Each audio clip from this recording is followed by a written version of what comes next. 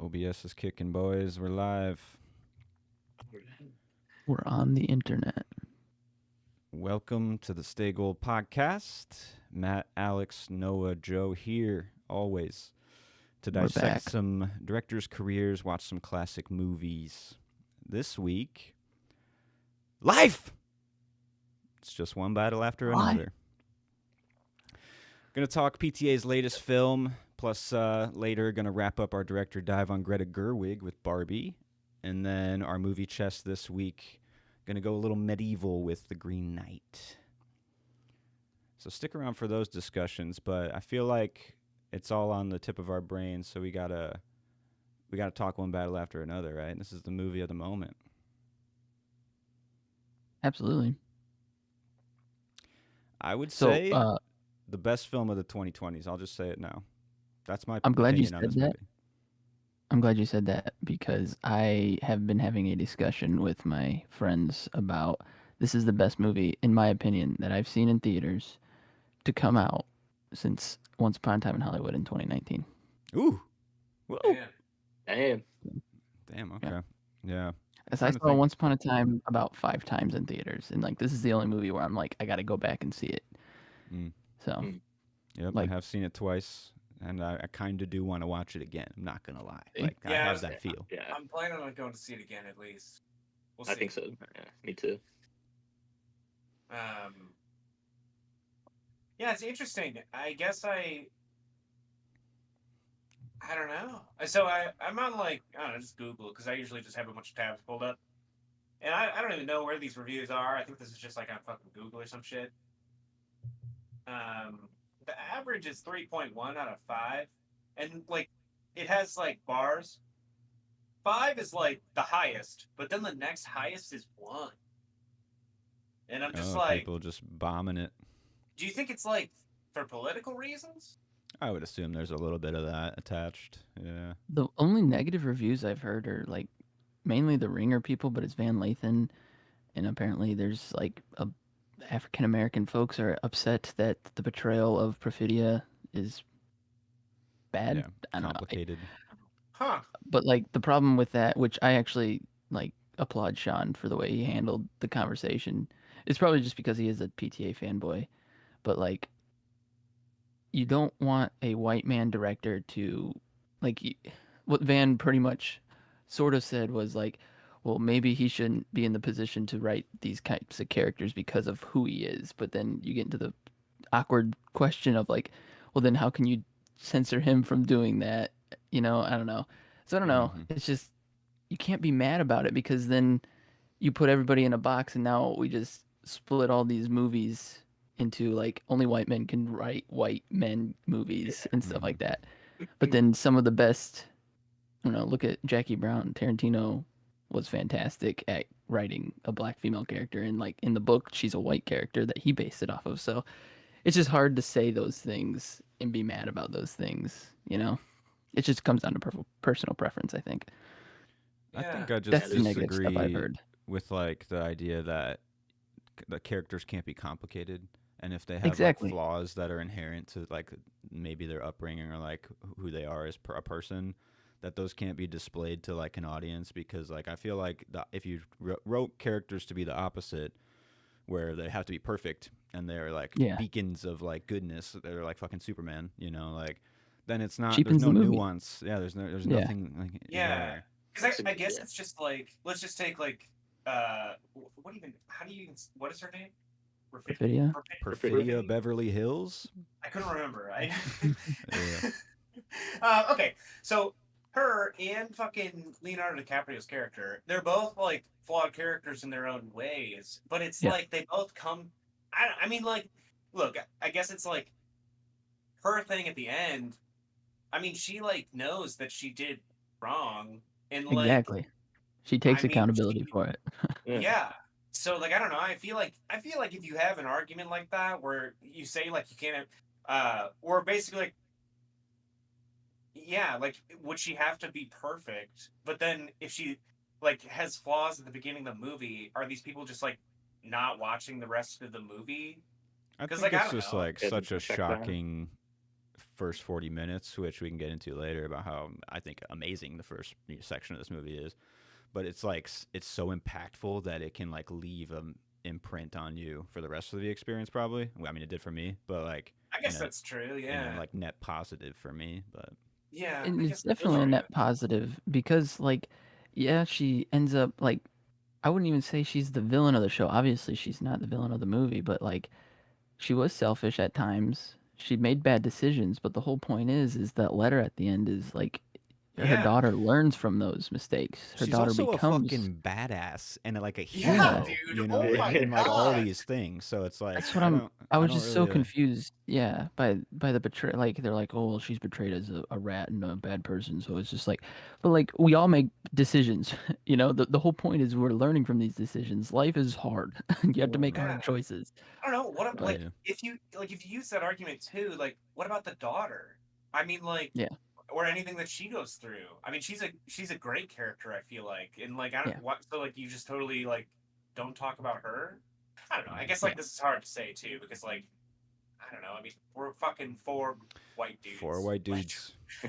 I don't know. I Yeah. mean, do we really have a right to say anything? I don't fucking Yeah. know. Like, No, I get you for I sure. don't I know. mean, everybody's gonna have a different experience, especially I like just, why does it have to be color coded? Why can't we just like see these characters as just people, you know? And Yeah. people have flaws. I mean, I And appreciated I mean, this film because it was like widespread with like people yeah, of different color, and it didn't like cheapen or like gimmick it in any way. You know, like it felt true and it felt real for me. So I All like, it those was different so characters are like tied together through like with common cause, you know, yeah. like they're all Yeah. aligned idealistically. yeah, So I don't know. Yeah. And the movie itself is so timeless. I mean, it's based on a book written in the 80s about the 60s.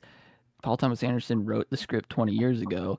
It's coming out now. I mean, there's Yeah. just like a through line of this is just Because it's like literally it just like it's it just an is the ongoing cycle. title. It's Crazy literally just relevant one still, battle yeah. after another. Like it's Yeah, just it never keeps yeah. going. fucking Yeah. ending. The movie Yeah. takes place in 2008 all the way up to like present time, so it's like this is I don't know. It's just Yeah, it timeless, doesn't make but sense to also be mad like about it. of this specific moment too, which is like I think it'll last forever, but it's so specific to how people feel now too, which is like I think why it's capturing a lot of attention too. It's like something Yeah. you haven't really, I don't know, earnestly taken on the times. That's why I say it's the best movie of the 2020s because it's still like one of the most entertaining movies I've ever seen, but also it digs in and doesn't like shy away from the stuff that we're dealing with too. You know. Yeah. And on Yeah. top of And that too, it doesn't really slap you over the head with it. It knows Right. like it's self-aware at times too of like old revolutionaries are nothing like the people of today, you know, or anything like that. And it yeah. has a good blend of all this stuff, and then it also has like crazy names like Perfidia Beverly Hills and Ghetto Jungle Pat Pussy. and Lockjaw and Jungle Pussy, and it's like Yeah. the movie isn't Yeah. 100% serious. It's Right. pretty lighthearted at times, but it Dude, knows when to right? be serious. But And I it's just like I feel like I felt like Tarantino in that almost. Because I feel like it like blends like humor with seriousness so well. And I feel like Yeah. that's basically the same feeling I get with most Tarantino shit, you know, where it's Yeah. kind of funny, but it's also like pretty serious, but also kind of like almost borderline fantasy. yeah, So like yeah, I it's don't know. It's just, awesome. yeah. Like Yeah. Lockjaw is a perfect character for that. Like he's a despicable character. He's got a ridiculous cartoonish name. He evades a death that should have killed him. He comes back like the Terminator Oh my just to be fucking killed god. again. And it's just like Yeah. I don't know. It's don't take it so seriously. People are just they try to find the boogeyman and everything, and it makes things kind How of do I feel my disappointing anger though sometimes. without it? You know, like I have to find some way to Yeah, right. get angry. Yeah. Yeah, sure. I Yeah, I don't don't know. think. Watching Leo freak out on the payphone because he couldn't remember a password is like I don't It's know. just Does it gold get more every human than time. that? You know what I mean? Yeah, dude. Yeah, Like, so identifiable. I was yeah. dying laughing when he's like full blown, like yelling at the phone Yeah. in Sensei's place. Yeah, Yeah. I was literally just cackling. Yeah. But overall, I don't think I was like in the theater. I was just sitting there like fucking mouth open, because I don't think I've ever been as like hypnotized by a film experience as I have when I watched this movie in theaters. Yeah. it Dude, me was too. straight up hypnotic, and it like I was just there experiencing something. It was insane. The I feel back like half after it jumps to present time, it feels like it's just. I know it's not, but it's like a one take from after it when like present time to the end of the movie. It just feels like a one take movie. Like Yeah. yeah. I don't know. I feel It like keeps going. I feel like it was kind of like for the first 40 minutes, it's like the intro, but with Mhm. how fast paced it is, we finally like slowed down, and I feel like that's maybe like why it feels like a one take. Because like I don't know, I Yeah. get it, like I get that feeling too. Because it's like Yeah. I don't know, The rush of that first really section of fast movie paced. though is It's insane. all Like yeah, oh yeah. it just like snowballs and keeps moving, and there's such Yeah. iconic like scenes that just like come in like 5 minutes and they're gone. And like I think about Yeah. like the breakup scene. There's like such raw emotionality, and then like it translates into the second half of the story because of how impactful it is. It's just like so strong. Definitely. It was cool too at my theater. Like down here, it's just much different than like up north. But this was the first movie too since like Once Upon a Time when I saw that down here as well, actually. But like I walked in and there's a group of dudes just standing around. They're like, we don't really know anything about this movie. We just heard it's gonna be good. It's all over everything, and so we're gonna go watch it. And it was like a pack of dudes. We all laughed together, and at the end of the movie, they just clapped for like 30 seconds, and I wasn't even mad. I'm like, yeah, it was Oh, yeah. fucking great. Dude, Some movies honestly, just I deserve think the it. same thing. Usually, when people clap at movies, I'm just like, "What the fuck are we doing, guys?" Yeah. But also, I fucking clapped after this. Like everybody in the It got theater you. clapped. Like, Yeah, for yeah, sure. dude, I don't know. Yeah, It was just good. nice to like be like, oh wow, even down here in Texas where nobody seems to give, at least where I live, nobody seems to give a fuck about movies. This movie is Yeah, there. some Yeah, that's movies cool. just Yeah. can grab you and they Yeah. change you, man. They make you fucking feel something. I think the last movie, it's like every 5 years, I guess, because it was Parasite. I think was like the last experience in theaters where I was just like totally on board, but didn't know what was coming, but was like ready for whatever. Yeah. Like, great Same year as experience. Once Upon a Time. Exactly. Guys, I still A gotta good watch year. Parasite. You ever see Parasite? Maybe Oh, that'll be my next ooh. movie chess pick. It may be. Good Man. one. I love That that. is Yeah. good. Dude, but also that reminded me. I feel like for me, it like while I was watching this, with how many fucking bangers we've watched in the last couple weeks, I feel like mid movie watching this in the theater, I'm just like, holy shit, dude! Like this is like something special. Like I don't know, because I mean, like if this is competing with those fucking movies, like the fucking bangers that Right. we've all just watched, I mean, like I don't know, that's like something special, you know? Like Yeah. I don't know, True. It or at was least nice like to have those as like a comparison point, Yeah. honestly, with this one. It was cool Yeah, to I like don't know. watch it level up to it. yeah, it was good shit. But sorry, Definitely keeps your faith in the industry a little bit more. I think. yeah. Like, there is good shit Was like this this. rated R?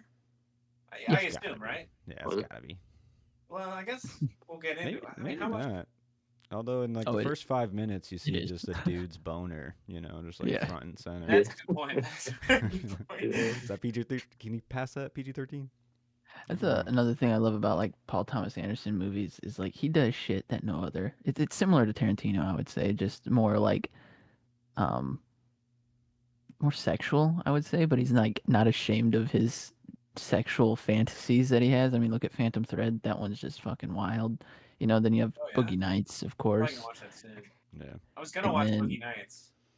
Punch Drunk Love too. We just rewatched that one, and it's all about Yeah. like repression of your like sexual, or like you just can't get Yeah. a fucking girl. All right, maybe I should just start with redoing the Paul Thomas Anderson dive because I missed that one, Hmm. and then I'll move Do on to it. the Kubrick one because I Well, feel and like that's- I haven't started the Kubrick one yet, so like maybe I'll just I don't know, yeah, PTA is more enjoyable in my opinion, but yeah.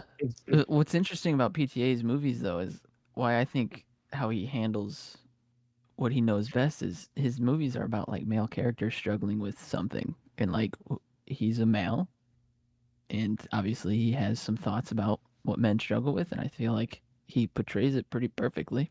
I don't know.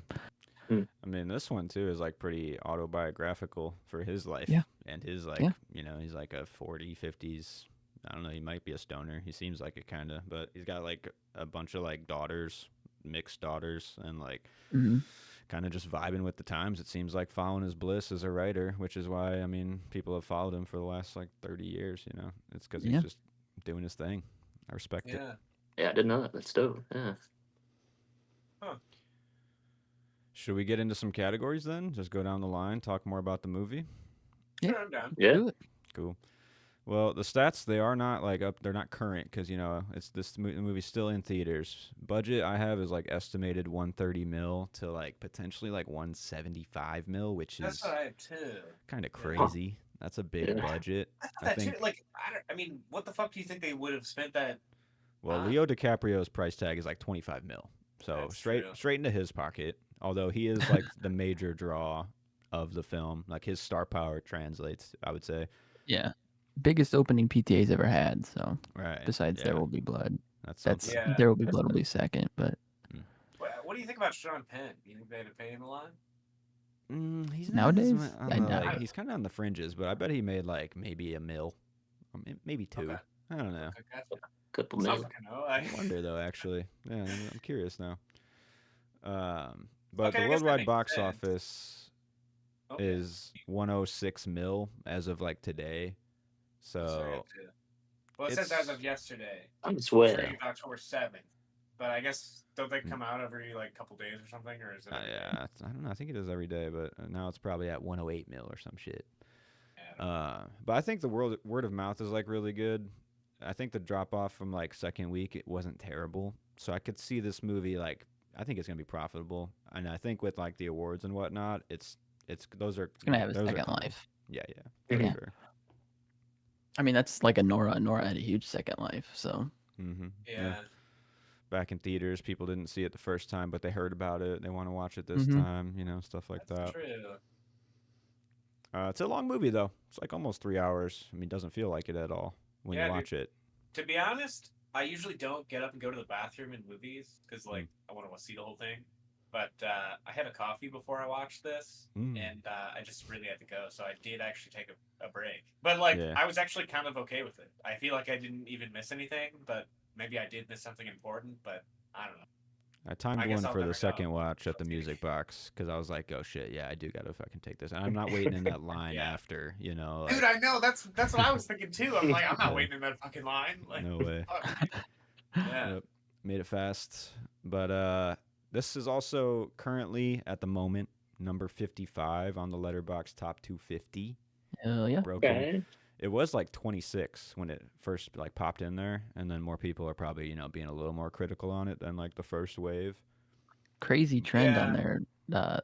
The amount of stars though, like majority 5 stars. It's weighted Yeah. up. Dude, it Yeah. was. Like, Yeah. when I went to rate it, basically right after I saw it, I saw that, well, I think everybody had rated it except for Noah. Like, you two had rated it, both 5 stars. And then I had, like, other friends who had it at 5 stars. Like, all the people I knew who had rated it were at 5 Same. stars. Yeah. It's And then, pretty like, looking at the unanimous. bar, it's basically just, like, it was the craziest, like, scale It's like that I've ever seen $60,000, for, like, 60,000 fives. difference, isn't there?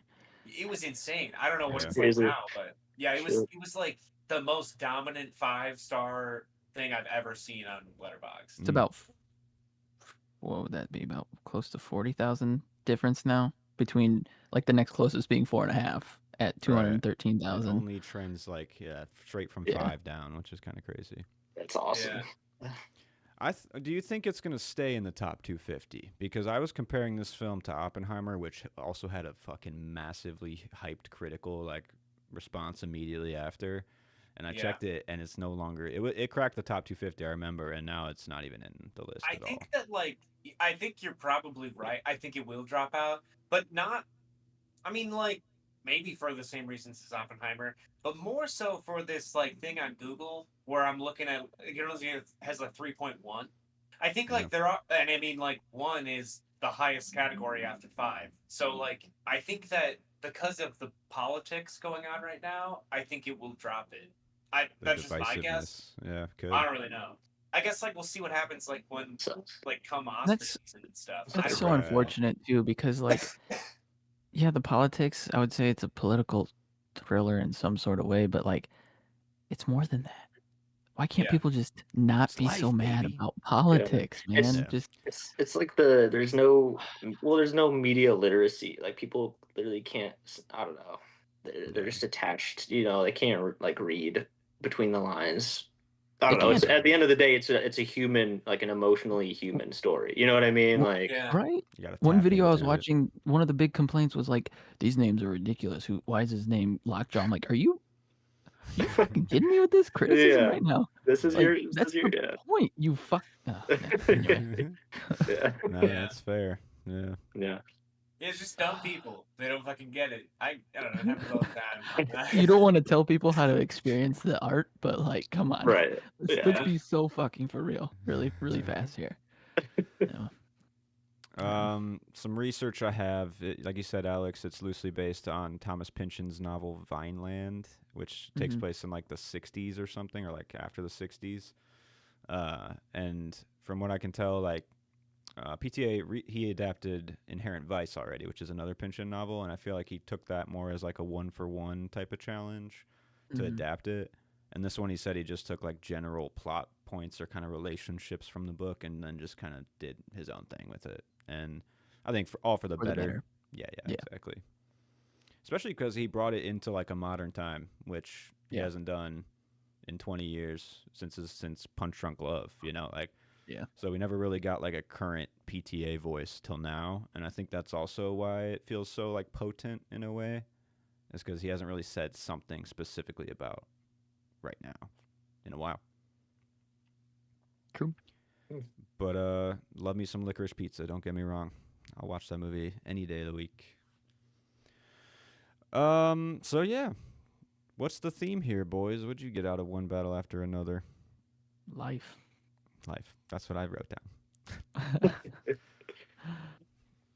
Also, It's just pretty like it's good. subcategory, like the sins of your past don't disappear, and you have to Yeah. like constantly struggle with maybe your past or even like your parents' past. Like it's something you have to deal with. I forgot to mention this earlier too when we were talking about like Perfidia and herself. Like I mentioned, I think I mentioned she was like selfish in some ways, and like I haven't heard many of the. I've only listened to about 6 hours worth of podcasts talking about it, but nobody mentions like the reason she might have like been like resented her daughter at the beginning was because she knew it was Sean Penn's. So like Oh yeah, there's a part of Yeah. her that like resented that aspect of it. that's true. I haven't heard that either. So, Yeah. Yeah, But I didn't even think about that just a because like thought. I didn't know if she knew that at that point. But I guess like she probably did because like Could I'm have thinking guessed back maybe. of like the shots of like she's like sitting on the couch or whatever watching Yeah. like Leonardo DiCaprio like hold her and dance her around the kitchen and shit. Yeah. Mhm. And It's it's just loading. like and the way some of the things like they say like, oh well she was in an awkward position. No, she enjoyed the power she had over Sean Penn. Like let's let her take like full responsibility for her actions. Like she made the decisions that she made. She was into it in the moment. But that was just her kink as well. Guys have kink, she had kink, but now she has to live with the decisions and I don't know, reconcile. Anyway, I just And it's like some forgot to mention postpartum that. depression shit, like Yeah. emotions are Yeah. swirling, and you're a fucking Definitely. revolutionary who likes to shoot guns into the air. You know what I'm saying? Like, Yeah. Hell And now yeah. life has just complicated hit you full mix. force. Yeah. Babies make things complicated. I don't Yeah. Yeah, they don't like the gunfire for some reason. No. Next to, I don't Yeah. understand it. Yeah. I put I mean obviously there's always another battle to be fought. But I also put unconditional love just because of like I mean it's like I don't know, the entire time Leonardo DiCaprio was trying to like be reunited with his daughter basically. Yeah. Oh yeah. And like I don't know, I asked like my friend who I went to go see it with, like, do you think he knew that like she wasn't his kid? Because it's never really like relayed to him, and Mhm. I kind of like that it's not like so. It's kind of just like like he might know or he might not know, but like I don't think he personally, I don't think his character would care even if he Really? did know. No. Yeah. I don't think so either. Yeah. He's still attached to Perfidia and his daughter now, in a Yeah. way. Like, Yeah, but she does call him Bob, which kind of makes you think like maybe they do know something. Where it's like, it's not Well, your I don't know. like average she seemed pretty parent-child surprised relationship. when the dude came in with the fucking test. That's true. When Yeah. Sean Penn came in Yeah. with the test, because I don't know. I And- mean, yeah. Yeah, and like his knowledge of Lockjaw is kind of like on the periphery, I would say, because he like visits him at the store and he doesn't even know who like that guy is. It seems like, Yeah. you Yeah. know. Yeah, Yeah. that's true. To be fair, he's an alcohol and drug enjoyer, so abuser. A so, lover, he says. Yeah. Yeah. I have Well, ruined my brain. for the last 30 years. All right, shoot your shot. I mean, most every PTA movie is just like beautifully shot, and this was shot in VistaVision. And I watched it in 70 mil, and I really enjoyed the experience of like seeing like how the light can like bounce off the screen literally, you know, like in like really bright sections, and you see like the beam. Mhm. And maybe I'm just like not knowledgeable enough, but I do kind of think like the act of filming your film on film is like the most key part to enjoying that visual style, because I don't even think it needs to be projected as much as like when you get it and you translate it to digital. I think the magic can still come through in a way if you did it originally on film. Maybe I'm not knowledgeable enough, but I just think like that's the key part of it. It's not really like the projection as much for me, but maybe I'm wrong. But anyways, the shots that really stood out for the film. What you guys got? You got some? The car chase at the end, obviously, Yeah, the was hills, pretty sick. spectacular. Mm. I think, yeah, pick any of those. the ups and Yeah. downs. Because I mean, And- yeah, it was like going because you could only like see them specifically at the car chase at the end. Like it's like when they were at the peaks, that was the only time they could see each other, and then when they Yeah. went down to the valleys. But then Yeah. also you could tell that like there's a car like in front of the cars that like the camera is mounted to, because it's also just like bouncing and shit. Yeah. I don't know. I just thought that was like kind of like neat effects, because like Oh, there yeah. had to be like some kind of fucking moving vehicle or something in front of them to do that. I Mhm. think You unless you, gotta had like catch a the mounted hills thing at the far right off, time and but, shit. Yeah. Yeah, And there was like a mirage effect almost on some of the hills too, maybe just from like heat or whatever. But Yeah. Mhm. and then, yeah, I think he was like putting some zooms in there and shit, and it was just like it went on a long time, but I never felt irked. I never wanted it to stop. I feel like maybe some people in the theater it was like at the end of the movie and it was like taking a little bit too long for them or whatever. But I was just fucking there, you know. Yeah, Yeah. that was great. Definitely. A genius way to end it too. I don't know, like just parking the car at the peak of one hill and like waiting. Yeah. Just like smart. I had the shot like when that like bounty hunter comes back to like free her basically, Mm. and she like gets into the car into that like Mustang or whatever it is, and they mounted the camera to the car door so that you see PTA shot, her. boy. Yeah. Oh my god. Yeah, that Yeah. was awesome. I love that. Yeah. And then the music like kicks in immediately once the door closes too, right? And it's just like fucking like Yeah, mimics like it's metal on. kind of. Yeah, yeah. Yeah. Yeah. Yeah. That's PTA's Yeah, famous shot though, I think, like, right? Yes, I it mean, is, the it's door car shot. Yep. I Hell love it. yeah. I love it. Ever since I saw it in Punch Drunk Love, I've been like, hell yeah. Every time I see one, like I just rewatch Weapons and they did it in Weapons. I'm like, fuck yeah. That's what I'm talking about. The rifle out the window firing into the night sky is something I don't think I'll be able to get out of my mind. Like that's one that stuck with me, that shot. But even more so than that, the image that stands out, or like I was just like hypnotized by, is Jungle Pussy on the bank counter, like wandering back and forth, Walking talking down. about like this is what power looks like and stuff. We're like really low, and we just see like her feet walk in, and like Mm-hmm. I think Jungle Pussy just like did a number on me, because that moment like Those is siren songs. potentially my favorite of the movie. Yeah. Hell yeah. I also think another like impactful shot would be when girl from Licorice Pizza walks out of the back of the liquor store and gets capped like Boom. immediately. I mean, that's good, straight out of like Goodfellas, but Hmm. it's still Yeah. like So many jumps in the theater So there. funny. That was Yeah. crazy. Shocking. Yeah. And with the Jungle Pussy scene too, the gun shot that goes off that you Mhm. don't see from Perfidia, it like shocked me Yeah. to my core. I was like, holy fuck. Like the gun sound effects are really impactful in the film for sure.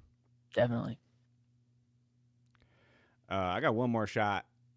and it's the shot of Leo falling 40 feet off the roof. I didn't know if that would fall under the shots or Hell the yeah. scene because Oh like yeah, that's the a scene's one amazing. take.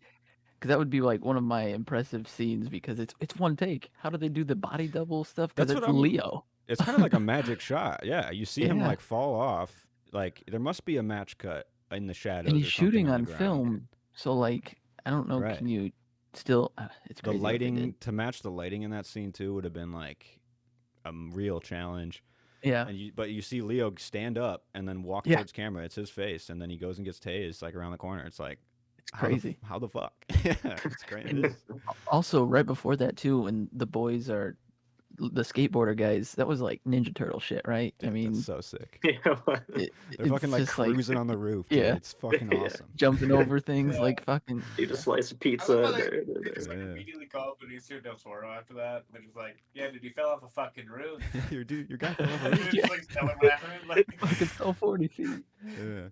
they Benicio got is just so fucking tased calm and about it too. Yeah. Yeah. Oh, he's so awesome. Cracks open a beer. Hey, let's get a selfie. Dude, just I know, I felt love good. that. Yeah, those are the Or when ones that he's getting, really like, stood out. arrested, he's just like, yeah, I've had a couple. I had a couple small beers. Fucking A. The quotables. I mean, as much as like there's beautiful visuals, the fucking writing in this movie is exquisite as well. I mean, Yeah. the one that made me laugh the hardest was Bob, you're gonna get this one. You're gonna get this one. What's my favorite kind of pussy? Oh, Mexican hairless. I just He's killed like, me. okay, you're It was good. amazing. Yeah. Yeah. After all that, like, it's like 15 minutes of like talking onto the dude on the phone too, and then like that's the release. You know, such a Yeah, great you just moment. gotta know your homie's favorite pussy. Yeah. Uh, I think the final note to me is like some of the best writing or slash like moments of the movie. Super genuine, and the way that Tiana Taylor is reading that note is like fucking like so impactful.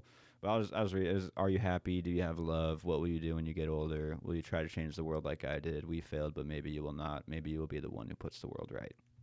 yeah. Like I got emotional in that moment, dude, and it got Emily too, and she doesn't always like, doesn't always get her with these moments, but That's real, man. That's real. I mean, that's like what I think everyone should hope, right? With their kids. Like, right. just do better than we did. Asking if you have love and if you're happy, like Yeah.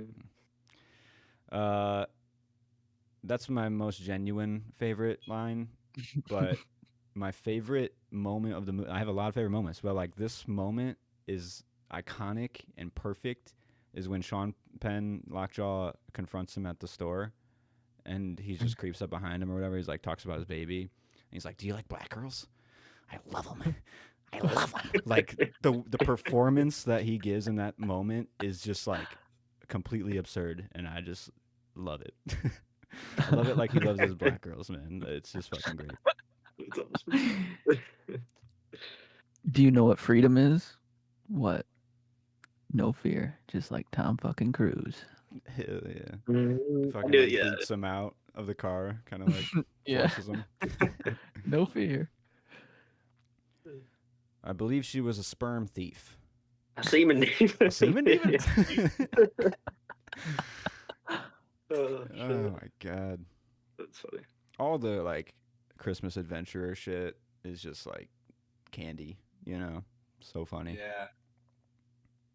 Yeah. And then the two lines that really like kind of tied the whole film together for me. I mean, this movie, like we said, it's just about life, man. But Leo literally just says, "Life, it's always something." And then later, Lockjaw says to the dude he's like about to hand off his daughter to, he's like, "Life, it's if it's not one thing, it's the other. You find that to be true?" Like, they both have like the same struggles of life, but completely interpreted different ways, like, and how Yeah. they like deal with it. And found that to be pretty good. Yeah. On to prop hunt then. I mean, the red robe is iconic now, I'd say. So I feel like I could just get into the vibe, kind of like you would with the dude, nowadays with that. But One of if a I kind, smoked I hear. still, I'd do the little tweezers, little joint tweezers.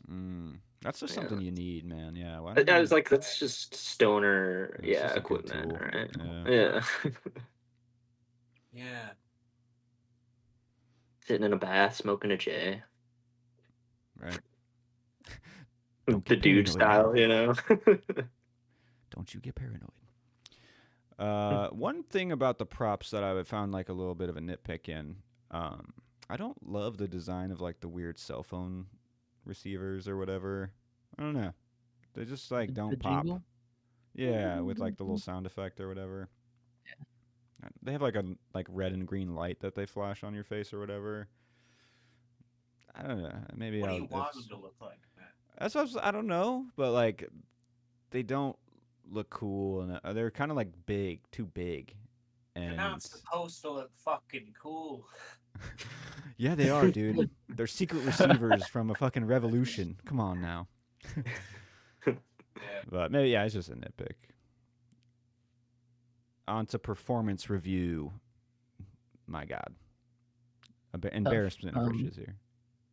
It's like Yeah. Leo obviously is great. Sean Penn, Mhm. best I've seen him since I think Mystic River. Yeah. Dude, he's incredible. He's insane. But yeah. honestly, the one that got my dick the hardest was Benicio del Toro. Really? I mean, Okay. yeah, but like, He was pretty and awesome. like I was thinking the same thing, but I feel like he doesn't really like. I mean, he does stuff. He's so good. He's playing He's- it He's subtle. he like is he so sets the good. tone perfectly. You know, Yeah, I guess it's like Insane. if we were going Ocean for Waves.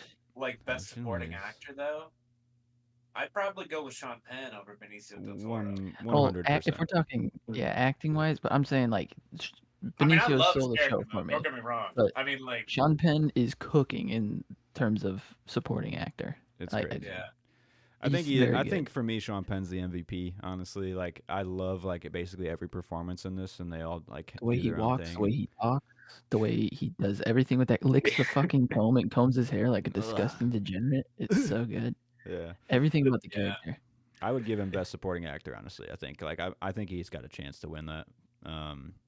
But like you're saying with like Benicio and Leo too, like they're not going like No. full crazy like character mode. They're kind of like playing it more average, and I kind of Mhm. liked it where it's like you're not watching like a character, you're watching kind of like a real person. It feels like, That's and what it was felt. like Yeah. super Yeah. intentional. Super relatable. That's Like that's kind of especially when think they get in why. the car and crack open the Modelo's, I'm like, word. Like when Yeah. we I know, go to right? our Airbnbs Or, like- and we get like a 30 minutes away, yeah, we crack open beers in the car. Like fuck Yeah, it, right. we're almost there. So it's I just think like, like let's right go. when they get to his Yeah. place after he meets at the dojo or whatever. Mhm. While Leo's on the phone, I'm pretty sure he gives him a beer. I'm pretty sure they cracked a beer in Yeah, bed too. multiple times. Yeah. Yeah. I could be wrong. but, like He just knows there- what's gonna there's calm some Leo scratchy down, beer, man. Yeah. He's like, let's get him a Modelo. Modelo. Yep. I fucking love Modelo. God. Yeah. I mean, they get to play it a little more subtle. Leo gets his like angry, moment, which is kind of like his classic Yeah, move now. But I loved it.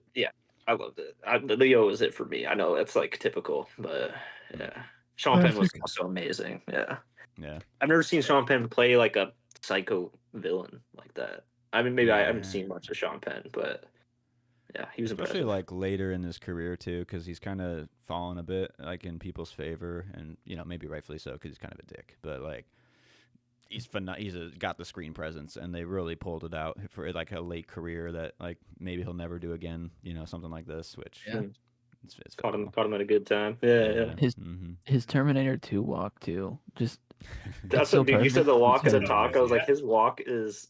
It's so good. I Stick could up his watch it all ass. day. It's so Yeah. funny. Yeah. It's so good. Dude. Or when she asked him why his shirt's so tight. Oh yeah. I'm not gay. Homosexual. Yeah, okay, but I see Yeah, your there's- lips.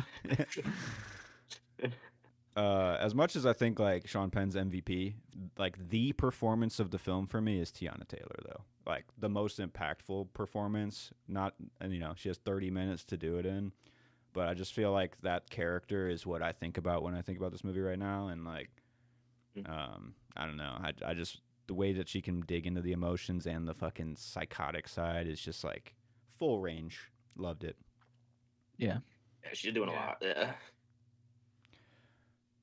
I think Chase Infinity too. She plays Willa, and this is like her first screen performance. I think she's really good in it. It's the first thing I've seen her do. I think she's probably the weakest link in the film, but that's just kind of my feeling coming out of it. You know, in the I last kinda couple Young days. actress. I mean, I don't you think she's know. bad, but yeah, Right. I mean, I think it's like when you have all these other fucking like older Yeah. people who've just been doing this shit for years, and they're Right, just yeah. like so good. Like, Yeah. It's tough. Yeah, it's a tough gig. Everyone's But shining. her like ending scream with the gun, I thought was really powerful. Like she brings it a few times throughout the film. I thought about that for our shots. I was like, I love the match shot of her at the end and Beverly at the beginning with Beverly pregnant or Yeah. Perfidia. Yeah. Yeah, yeah, yeah, With the machine guns, you know, just like, yeah. yeah. It's the baby of a rat is a baby rat or whatever the fuck the line is. Like child of Mhm. rat, Sisters of the baby Brave rat. Beaver. Yeah, yeah. I also made a note that the dude who's the military interrogator really stood out to He's me. very good too. Intimidating. Crazy. Yeah. Turns out he's not a professional actor, and he Yeah. is a security consultant and a former HSI special agent. So PTA Yeah, kind of tracks. ripped reality out of that one. Yeah, Yeah. In his wheelhouse. that's scary. I mean, does the job. gets the point across. Who would you guys recast? Anybody? I didn't have anybody. I mean, No. Nope. Yeah, I Yeah. don't think so. And like even thinking of like other random people, like the fucking Christmas Adventures and shit, like Mhm. they're Oh, all Saint like Nick. perfect. yeah, Yeah, well Saint fit. Nick. Yeah. Fucking Okay. insane. I'm gonna whip out the butter maker next on you guys. Here we go. Does Ghetto Pat / Bob pass the butter maker tests for you? If anything, he earned the right to be a dad. Sean Penn, on the other hand, Yeah. Yeah, Yeah, this Well, that's a clear Lockjaw is butter definitely definitely Buttermaker. I'm just saying. I'm gonna say like he's very protective, which is nice. He cares, obviously. You know, he's a loving dad. He's also a stoner, a admitted drunk driver, and he's Yeah. constantly forgetting like key important details that could keep But- his daughter safe. Yeah, but Right, like Doesn't right. care feel that like- she goes off on at the I end. guess it's just like if you're comparing him to like actual Buttermaker, like from Bad News Bears, Yeah. I feel like he's just like borderline pedophile. Like, and I don't get that from Leo, like, or from No, you know. Right. like, you know, like he's still a good guy. Like, he's not Yeah. a fucking, Well, he like, tries. Like when Yeah. Willow's friends come to the door, he's like, "What's up, homie? Anything you do to her, I'm gonna do to your whole family." And the kid's like, "What the fuck?" You know? So, Yeah. like, Yeah. I guess like, I don't know. Yeah, I guess A they're bit kinda close. hostile, but you know. Yeah. Shit, I don't know. No, I love that too. Like, why was he so aggressive with the homies? You know, what up, Yeah. homie? Yeah. Oh shit. All right. The highest of highs, the best moments / scenes of the film. What you guys got? Well, I think the car chase is one of the best. Like, where I was like, I've never seen filmmaking like this, and I was super impressed. I think Leo falling was also just like how they fucking do that. Yeah, the build up. I liked the when Leo gets pushed out of the car and he like hot wires the new one. Yeah. It's kind of like leading up to the chase, but it's building all of that momentum. You know, Yeah. You know what I mean? it's It's like still you like said. really engaging to see where Bob is at. Like, It's similar because it's like You it know. reminds me of like There Will Be Blood in the way that like after the first 40 minutes, it's like a one shot, but it's also just like continuously building. I feel like Mhm. overall, Yeah. even though there is like there are like plateaus and stuff, but I don't know. no, the suspense is there like Yeah. through Yeah. most of the film. The Yeah. propulsiveness is insane in this movie. Like he really takes the title to heart, and fucking cooks. Definitely. Yeah, I had the final chase sequence. I mean, obviously, fucking great. The rooftop running sequence, like the build up of that is just like phenomenal too. We finally like get into the midst of the action. And it's just like cut immediately, Yeah, I kind of Um, put that too because like I feel like the suspense is just building because Yeah. Leo has to like somehow get the rendezvous point, He's on the move. and then he yeah. just gets captured. And you're just like, Can't get fuck. it. Like, Can't get his phone fucking charged for nothing. yeah. Yeah. right? Yeah. Dude, I I mean, put. Oh, go on. oh no, go for me. I put the church scene when just like Lockjaw comes in. Well, the DNA test and all do the that. fucking test, yeah. Yeah. Yeah. I don't know, because I feel like it's just so tense. Because like even as like viewers, like we don't fucking know. Like Mm-hmm. he Yeah. might be Right. like, or she might be like his Right. kid. She might not. I don't know. But I mean, you know, realistically, I'm like, she's probably his fucking kid. But like, Yeah. you know, Unfortunately. That's maybe like the slowest moments of the movie too. Like they really Yeah. kind of like drag that one out to make you feel it. Well, right before that too was a really good scene where was it Regina Hall where she just goes like, and then she stands up, oh yeah. and you don't see her again until Yeah, later, you just I see think, the fucking soldiers roll in. and they just come in. So it's like, I don't know, that was really good. Really, There's Yeah. talking that dude who's like not even a fucking actor. He just does that for his job. He loves it. And he's He like- loves doing this. You might live. I Right. I don't know. That dude's scary. Anytime Leo's on the phone, I mean, it's just immensely funny. I like like it's one thing to do it once, but then to have him like call again and get like hung up on again, and then have him like call again, like begging. Yeah. you know, Let me like- ask for your fucking supervisor. yeah, Yeah. I'm pulling out or whatever the I'm on a Greyhawk fucking- 10. Greyhawk 10, yeah. Like, man, you just called me a fucking retard. You obviously don't have kids, you You're fucking idiot. invading my space. Yeah. Yes. What do you guys know the answer? What's the answer to the? What time is it? Wasn't it just like time is Oh. infinite or something like that? Yeah, it was like time is There's no illusion or time- something yeah, like that. Yeah. or- Time's not real. It doesn't like, control yeah. us or Yeah. something like that. Yeah. Yeah, Yeah. something like Yeah, we something already like can't that. remember it. Yeah. But I mean, the highest highs for me, the movie's a high in itself, but the first 40 minutes for me are just like the most impactful moment to moment movie making I've seen in a really long time. So it's just, Yeah. for me, that's crazy. I think Put a lot of when those Bob climbs out from underneath his house, gets to the dojo, and falls on the roof, gets tased, that's like the stretch that I'm just like, fuck yeah, we're doing this. Yeah. For sure. Because after that, I feel like it kind of starts cooling off for a little bit. Because then Yeah. he gets like his bearings back, basically. I like the The- hospital scene too, where they like Yeah, that one's good. guide him out basically with like Yeah, his answers, and that then was just cool. like literally open Yeah. the door. Dude, right? Because like Diabetes. they say whatever name he's going by first, and then she calls him Bob after Yeah. he like said the name, and then I'm just like, wait, what the fuck? And then Mhm. because I didn't recognize her at first, but like she was like at the fucking the master's place. I'm pretty sure like earlier. Oh, okay. Yeah. She She was in the she's shop or whatever. Like I think like in Yeah. Okay.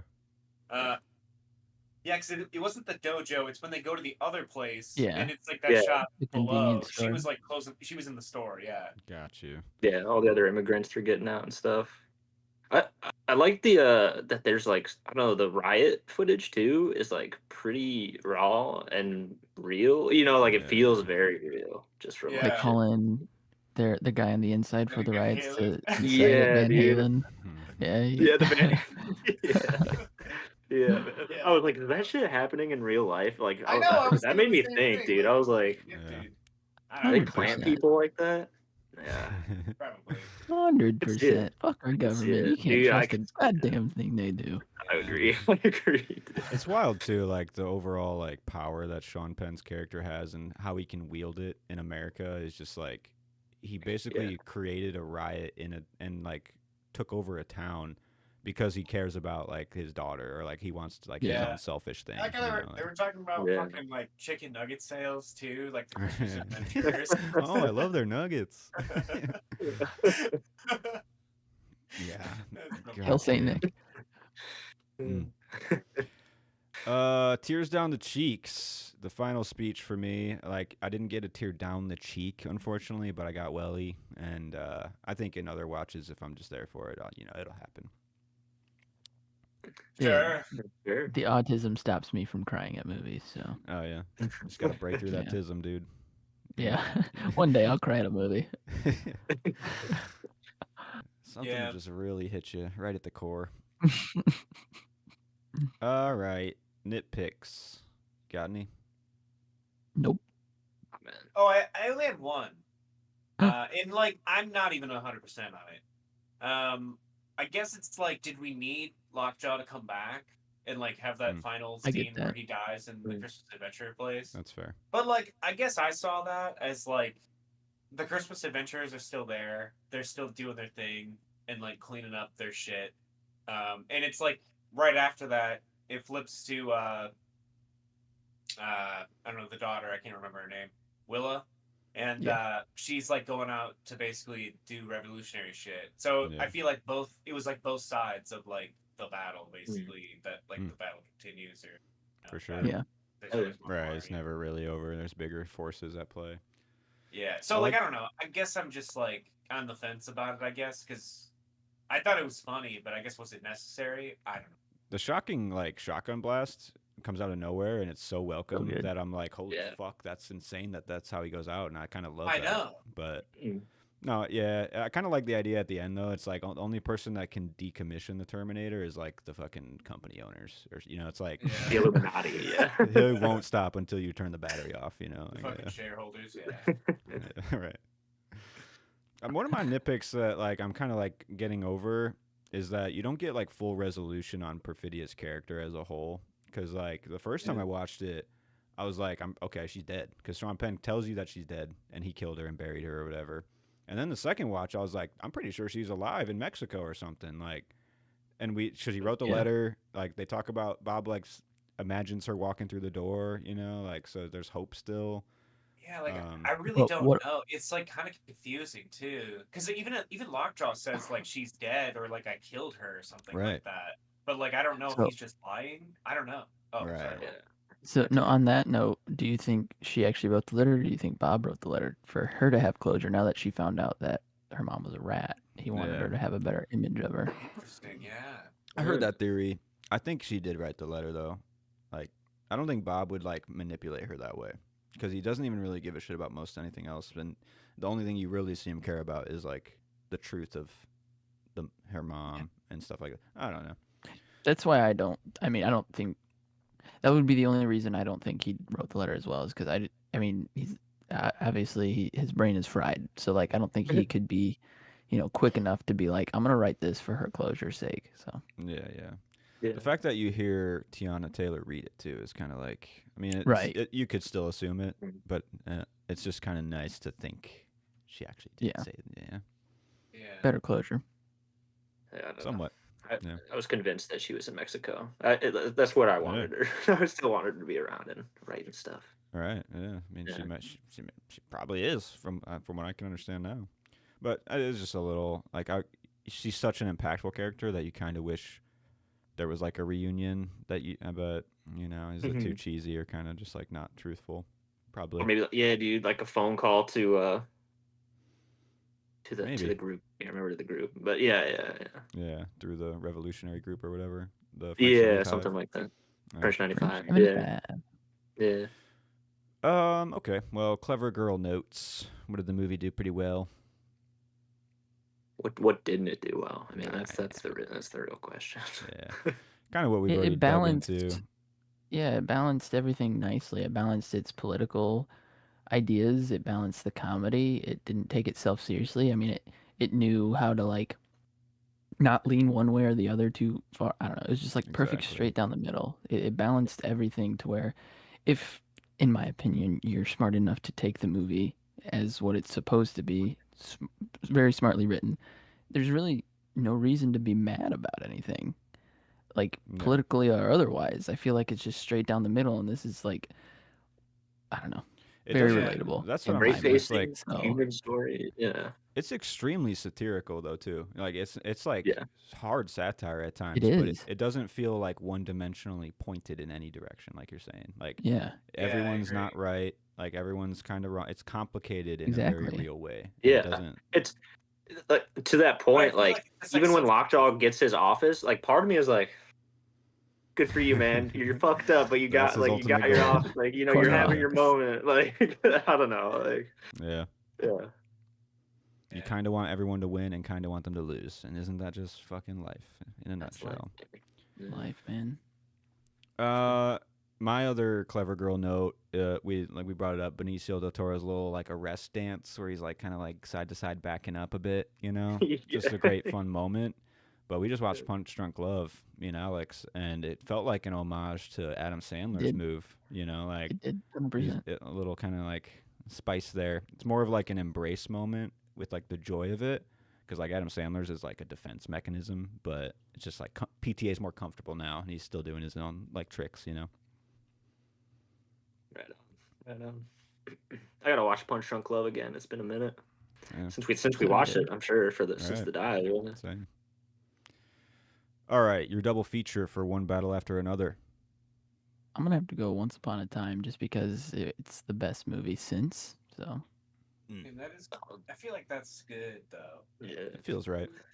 I feel like I would go like something Tarantino, but like maybe not. So I don't know. That's why I kind of. Kill Bill would be a good one, I would think. Like Kill the Bill. second I was one. thinking Django. Yeah, maybe. Yeah. For some reason, I put The French Dispatch. Does that French 95? Does that click? Yeah, it's the French right there. There's some like revolution stuff, kind of slice of life-y, some guns and stuff in the third act or whatever. Benicio. And you got Benicio, right? Like, yeah. I think it'll work. Sure. Yeah. Hell yeah. I was trying to think of a movie that has like the same kind of style pace. I think There Will Be Blood is good. It doesn't really have like the themes or anything like aligned, but yeah. I don't know, something like that, where you're kind of like on the ride or upwards or a descent down like that. There Will Be Blood. Yeah, for sure. Could a TikToker watch One Battle After Another? Yeah, I think so. Yeah, I got 6 out of 10. Yeah, that's what I went. Yeah, it's got a lot of like popping moments, like like the pussy popping. You got walking boners and whatnot, like these are memeable things. Oh yeah. That's true. Hail Saint Nick. Right. Yeah. Customer service shit. And I think also what's like a strength is that it's like a multi-generational story, and the main character is kind of like Willa, if you look at it the right way, who's like the young person. So like young people can like get in that way, and you're not just watching like Leo and a bunch of old ass Sean Penn do some weird shit, This one's a tough one, and I'm curious. Is Alex's mom watching this in her kitchen? Actually, this is a yes for me. I think it's got to be. You got yes. Leo. You got Sean Penn. I think it's also like, yes. You got Benicio. Yeah. Mm-hmm. I would say yeah. She would probably turn this on in the kitchen. I haven't got her. I told her to go watch it, and she was like, "Yeah, we'll go watch it." The only thing stopping her is her husband doesn't like to go to the movies, except for like special occasions. So like she hasn't been to the theater. That's what I'm saying. I gassed it up. I promise. I was like, do it. But she's coming down this weekend, so maybe I'll take her next week. Hey, okay. I mean, her will go see it. There you go. So. Yeah. But I think she would really like this movie. I think it needs to be like a kitchen movie for her, because if it's not, then I'm gonna have to like adjust my scales here of understanding, because I just feel like this is right there. Right. Add it to the catalog. Yeah. Seriously. Yeah. Absolutely. I mean, she could turn this on in any moment. You can walk into a scene and just be like, "Oh, okay, I'll sit and watch this for a while." Right. It's the perfect kitchen movie, if you ask me. Let it take you. Okay, sequel, prequel, remake. Anything there? Any meat on the bone? None. Yeah. I mean, it's good how it is. There's room for a sequel, I feel like, but there is room necessary? for a sequel. Yeah. But yeah, it's kind of primed potentially. I feel like the only case I personally would want a sequel is if it's like literally 20 years in the future, and then it's like a sequel to this. Willa's but the like stoner kind of now. like 20 years. Willa's in the French 95 and all that. Yeah. Or something, I don't know. Yeah. I would enjoy watching like a Tiana Taylor prequel, but I think you've got most of the juicy bits already in what we've seen in the backstory, so it's it's diminishing returns too. Yeah. And there's no way to remake this because it's just one of one, kind of. Star Power 5, baby. I mean, I got 5 too. Yes, sir. Yes, sir. 5 alive. Yep. And obviously, I mean, 3 yeses. Yep. Yeah. Yep. Oh yeah. Yes, and yes. This is a rewatch category though, where I'm like, this is like a rest of my life rewatch movie. That doesn't always happen. Yeah. But when you have the feeling of walking out of the theater, like, damn, I wish I could just go like walk right back in and watch it. It's like, Yeah, you know it's a good one. You You gotta know it's get a one. Yeah. Yeah. Any final notes on One Battle After Another? That was a fun chat. Yeah. Yeah. Solid movie. There's no reason not to see it, and quit being so angry, people. Just Yeah. enjoy movies. Honestly, yeah. Movies could guess have a just, good like, message. They don't have Try to not be to see it rage with the bait. political lens. That's know? what Oh, I'm yeah. saying. Yeah. Quit looking for the boogeyman. Just fucking watch the movie, man. We're all living life. Yeah. Come on. Ocean man. waves, baby. Ocean waves. Ocean waves. Yeah. Ah, man. Yeah, such a great film. Other That's Life. awesome. great films we can talk about now. Shall we move on to Greta Gerwig's final film in our dive? Yeah, sure. Barbie. I think we've all Sorry, seen maybe Barbie that's- before. Unless you want to get Green Knight out of the way and then finish the dive in the rankings, I'm down. I'm done with that too. I don't care. Yeah, it doesn't I'm matter to good me. with whatever. All right, fuck it. All right, go Barbie. Let's go. Here we Let's go. Yeah. We've all seen Barbie. So we'll Right. have to start a new. This will end our Greta Gerwig dive, though. Indeed, it it will. will. So we'll have to start another one next week, which I guess we'll get to when we're done. Yeah. Who's picked You it? got one locked and loaded, Noah? Because I still don't. What the fuck, guys? I could pull one out if I want to, but I gotta I was find gonna the say, right let me one. look at my list here. Yeah, I'll pick one as we talk. Yeah. Well, let's get into Barbie then. We've already chatted about Barbie in the past. You know, Barbenheimer's not too far in the rear view, but it was fun to revisit. I haven't rewatched it in like maybe a year, but when it first came out, I rewatched it a couple times when it got on the Max. I was pretty hyped about this movie, and I still Same. think it's a really good movie. I think pairing it with other Gerwig films, you do see like some flaws that aren't inherent in her other films, but I think it's still like a supremely successful branded film that I don't know. It's kind of unparalleled in certain ways. It achieves a lot that I think would like a brand film probably like I don't know, dude. Fucking the Minecraft movie. Like Right. That's it what ain't every the movie Minecraft is. movie. Yeah. Yeah. But I think it's just like this kind of like circumvents that in like a different way. Not that I don't know, I haven't seen the Minecraft movie, but I feel like most of those movies like this, I mean, yeah, they're obviously all like Barbies and shit, but it's like kind of like not what a stereotypical movie named Barbie would be about. You know what Not I mean? at all. Yeah, that's what I mean. There's actually like emotional through line and Exactly, whatnot, you know, and good character writing. Yeah. I mean, like, I don't know. If you call it something else and still have a similar story about like dolls, it would Coming still to make sense, you know? Right, Yeah. right. Yeah. It's got like foundation in like classic cinema in a way too, with like The Wizard of Oz and all this like musical like greatness and stuff. There's like Yeah. homages. The 2001 opening, dude. I totally Yeah. forgot the Space Right, Odyssey that's opening was the thing. Yeah. Right? Yeah.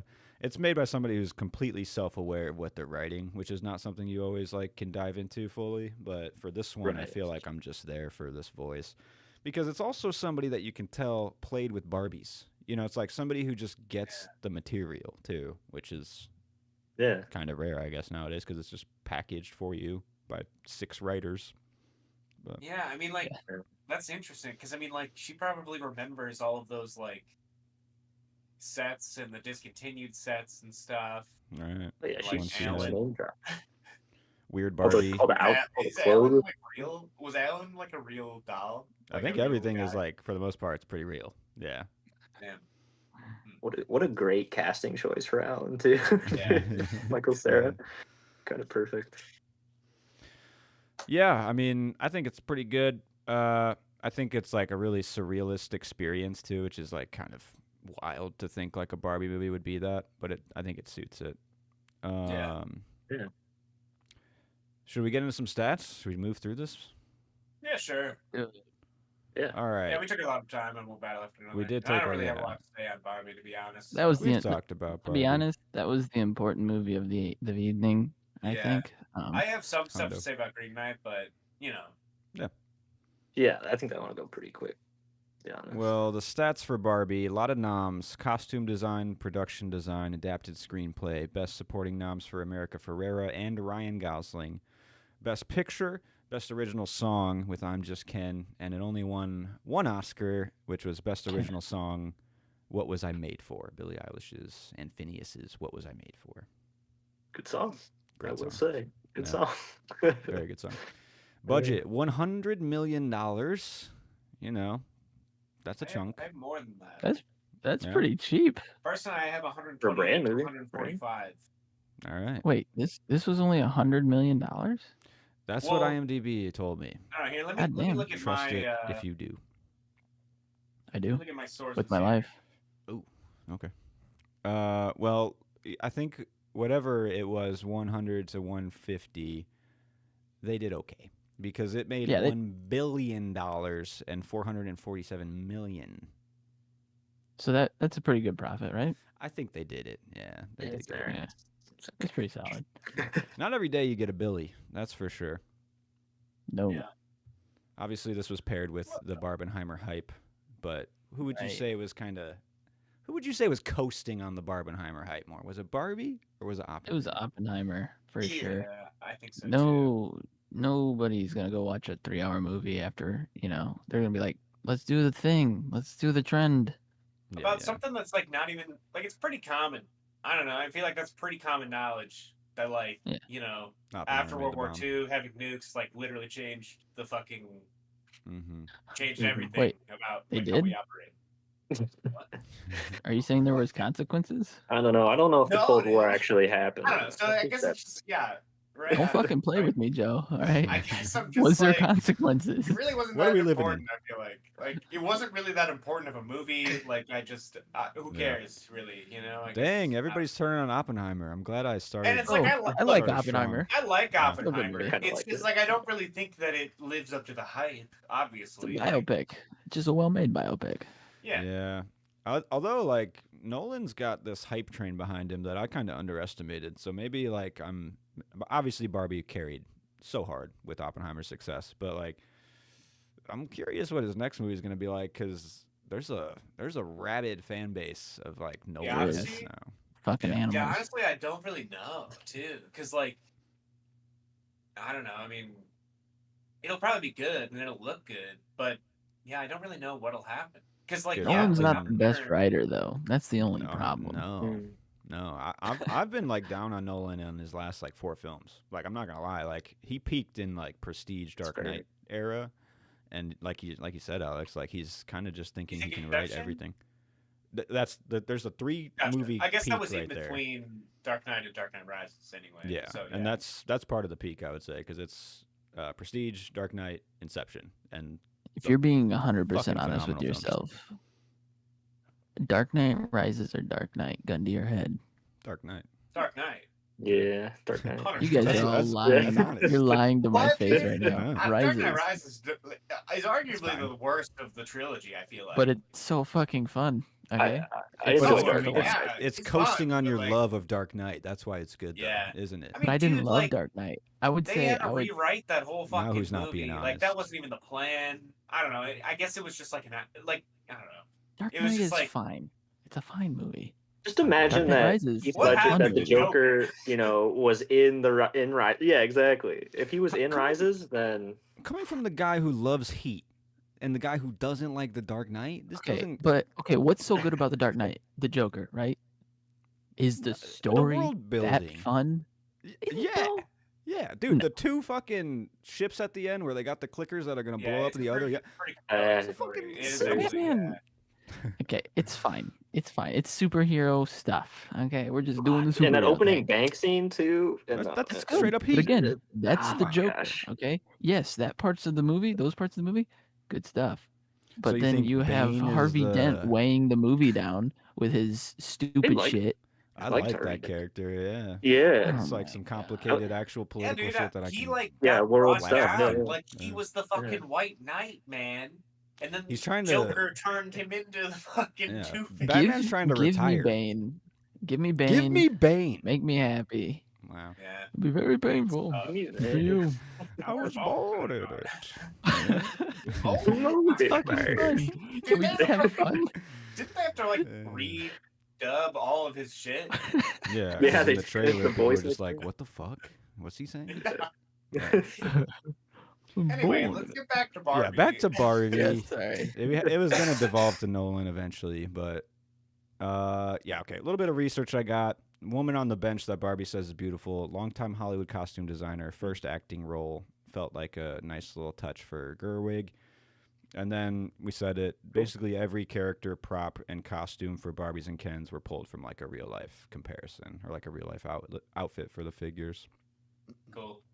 That had to be fun, dude. That had to be Right. fun for the costume designers. Yeah. Yeah. Yeah. What's the theme in Barbie? Mike Put it- enough? It's hard to be a woman, but I also put everyone is going through something. Yeah, that's Because good. everybody is like, even Ken is like, all of the characters are going through their own shit. Like, Yeah, going through a know. transformation of like personality. Yeah, I said finding Yeah. yourself is personal, and you should find yourself outside of societal norms because like the only way that you can find like what you really believe is by stopping listening to whatever the fuck like. But that's Yeah. maybe I'm wrong. Oh, I like that a lot. No, you're right. Yeah. I don't know if the movie is exactly saying those things, but you're right personally. Okay, appreciate that. Shoot your shot. Best shots of the film. I put the 2001 Space Odyssey intro. Yeah, that's That's the only thing I really can cool. think of as Yeah. well. That's really good. Slamming the dolls down. That's good shit. I really like it's early on where it's like everyone's Barbie. These people are Barbie. They're on like a rotating platform, and like Margot Robbie's like full like plastic mode or whatever. Yeah. Just like the use of like practical sets in this is pretty smart. And it's The like set a designs void. were great. Set design's crazy, and then they do like void stuff, which is like all white or like like Yeah. Yeah, it's At the very end and surreal, but The yeah, dance it just numbers. Yeah. works. Yeah. Yeah. Yeah. I liked when Ken jumps into the ocean to go surf, and it's literally just looks like someone's like with a doll, like Flipping them like around. flipping yeah. him around and stuff. Hell Yeah. yeah. He like bounces off the like plastic waves in such a crazy Yeah. way too. Yeah. Another shot I really love is the freeze frames of the outfits when they're getting thrown out of the house. Like you can see like how Yeah. the wires are just being pulled to kind of like spread them out and then move them out of the frame. Yeah, I thought that was fun. Yeah. That popped for me on this rewatch. Mm. A lot more. On to some quotables then. Pretty funny movie. I'm not going to do the full America Forever speech, guys, though. Sorry. I'm not going to whip that one It's out. good, but no. Yeah. are you actually a fan of this movie or what? Damn, you're right. Do I the should have speech. that. Yeah, I should have that memorized. You're not a true feminist, dude. You don't get it. Yeah. It's feels more genuine to me, that speech. Everyone points to that speech as like, oh, fucking just preach, flip in this mouth. But like, to me, that feels more genuine and truthful than the Florence Pugh speech in Little Women that she kind of whips out midway through that, where about marriage being a business proposition or Yeah. whatever. This one feels more honest and just flowy in a way that's like, yeah, okay, I kind of listen to what you're saying, but that's just me. Yeah. No, same. She's speaking guess- truth, Yeah. I guess like I see them both as just like real. I don't know. I guess I don't personally ever like I don't know. I didn't really get the like preachy vibe from him Mhm. personally. Me neither. I just like. I mean, it's all just like real shit, like Yeah, what she's yeah. describing. Like that's just how Right. it goes, which is interesting. But it's also like the stuff that Florence Pugh says is also just like real shit. Very it's just, real. Like, Yeah. It's kind of like a different aspect or like a different thing that they're talking about. You know what I mean? Mm-hmm. But I feel like ultimately they're both like real situations that like women go through. Yeah. And Right. it's nice to be voiced. I think what like people get hung up on is for me, when I can see what people are like, that takes you out, is when they do like a push in with the camera and like Yeah, it really changes try the to sell it. filmmaking style to be like, listen, Mhm. like, Yeah. and that's Trying where to I think, force force you to believe what they're saying rather than just you actually believing what they're saying. Yeah.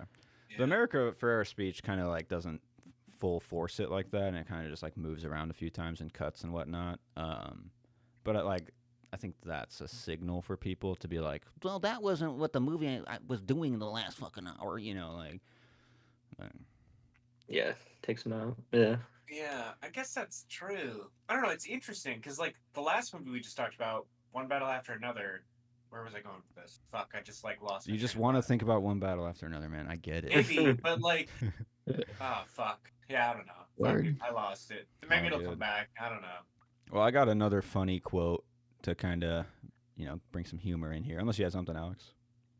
I was just gonna say, to be honest, when I found out the patriarchy wasn't just about horses, I lost interest. Damn, that was my fucking quote. So good. So fucking That was good. good. I have, what is that? That's cellulite. That's going to spread everywhere, and then you're going to get sad and mushy and complicated. Really Barbie to Barbie. That's good. Yeah, I thought Kate McKinnon, she said, I forget what Margot Robbie says, but she's like, that's a bummer. You're a bummer. Like, Just straight to her face. Yeah. And then the other line I have, kind of just like a funny one, and from Will Ferrell, of all people. I'm not always huge on Will, but like he pulls out a line in the middle about he's trying to like convince Barbie to like get in the box or whatever, and he's like, I'm the son of a mother. I'm the mother of a son. And he like realizes he like kind of fucked up a little bit with that one, and he's like, I'm a nephew of a female aunt. And then he says, some of my best friends are Jewish. Like, just out of nowhere, like, turns it to a different fucking subject. And then you see a guy at the boardroom table just kind of, like, give him a side eye. I just thought that was really funny to watch. Nice. Any other lines? I mean, there's a lot. The beach, the whole beach off, man. Like, that's there. Yeah. I mean, there's a lot. Oh, sublime! Or she's like, would you? Yeah. Can you give me a minute? Let me think about that for a sec. Sublime! That's good. All right, prop hunt. A lot of popping props in this one. The pink drumsticks that Will Ferrell has in his first meeting scene, I thought that was kind of fun. I would take those. That's good. That's good. But I think the one I would really want is the faux mojo mink, the massive white coat that he has towards the end. Yeah, that's what I was gonna say as well. Yeah. Yeah, that's where my mind went too. It's just Can't so really think of, like, luxurious. much else, even though there's like so much shit. Like there's so many props I feel like you could pull from. Right. Definitely. All right, on to performance review then. Ryan Gosling. Honestly, yeah. MVP? That's what I put too. Yeah. same. MVP. I got Which is good. Margot Robbie as MVP, but I totally get like Ryan Gosling's undeniable as Ken. Yeah. So good. He's so funny. Yeah, Margot Robbie's good. She's like perfect She's great. casting, Yeah, definitely. I mean, yeah. Yeah. and she I mean, gets she to turns like it multiple out levels. in tears. Right. I feel Like she does. it's nothing. Like she Yeah. is doing her thing. Yeah. Kate McKinnon as Yeah. Weird Barbie too. Really good casting. I love that character. That also just like shows that Greta Gerwig knows Barbie and knows like the way in. Another good move by Margot Robbie is when she falls and then she like kicks the legs out in a weird way of like how the bottom half isn't like folding correctly. Like Yeah. Mhm. good little touches.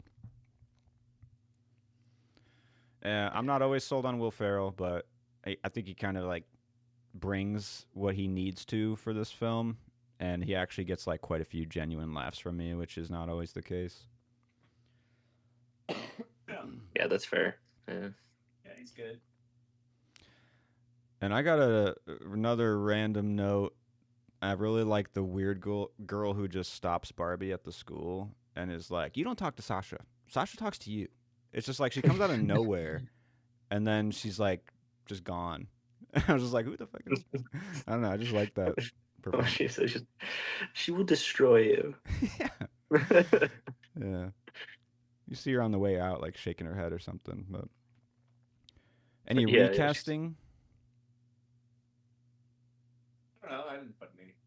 Me either. I mean, you could make an argument for Will Ferrell, but I think you're right. He's tolerable in this one at the very least. You know. Yeah, Yeah. you could All slot right. somebody else in for sure, and still it Mhm. would work.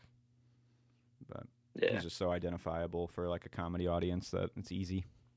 Yeah, I mean, I don't know. You could easily pick out like some of the Kens maybe too, and some of the Barbies. Right. But I For feel sure. like you could really just like put anybody in those roles, you know? Yeah, everybody's like- Barbie and everybody's Ken. Yeah, That's right. except for Michael Cera. There's always He's one. Around. There's always one. All right, the highest of highs for Barbie. Best scenes. I put Escaping Mattel. And just the end, I guess. Dude, the War of the Kens.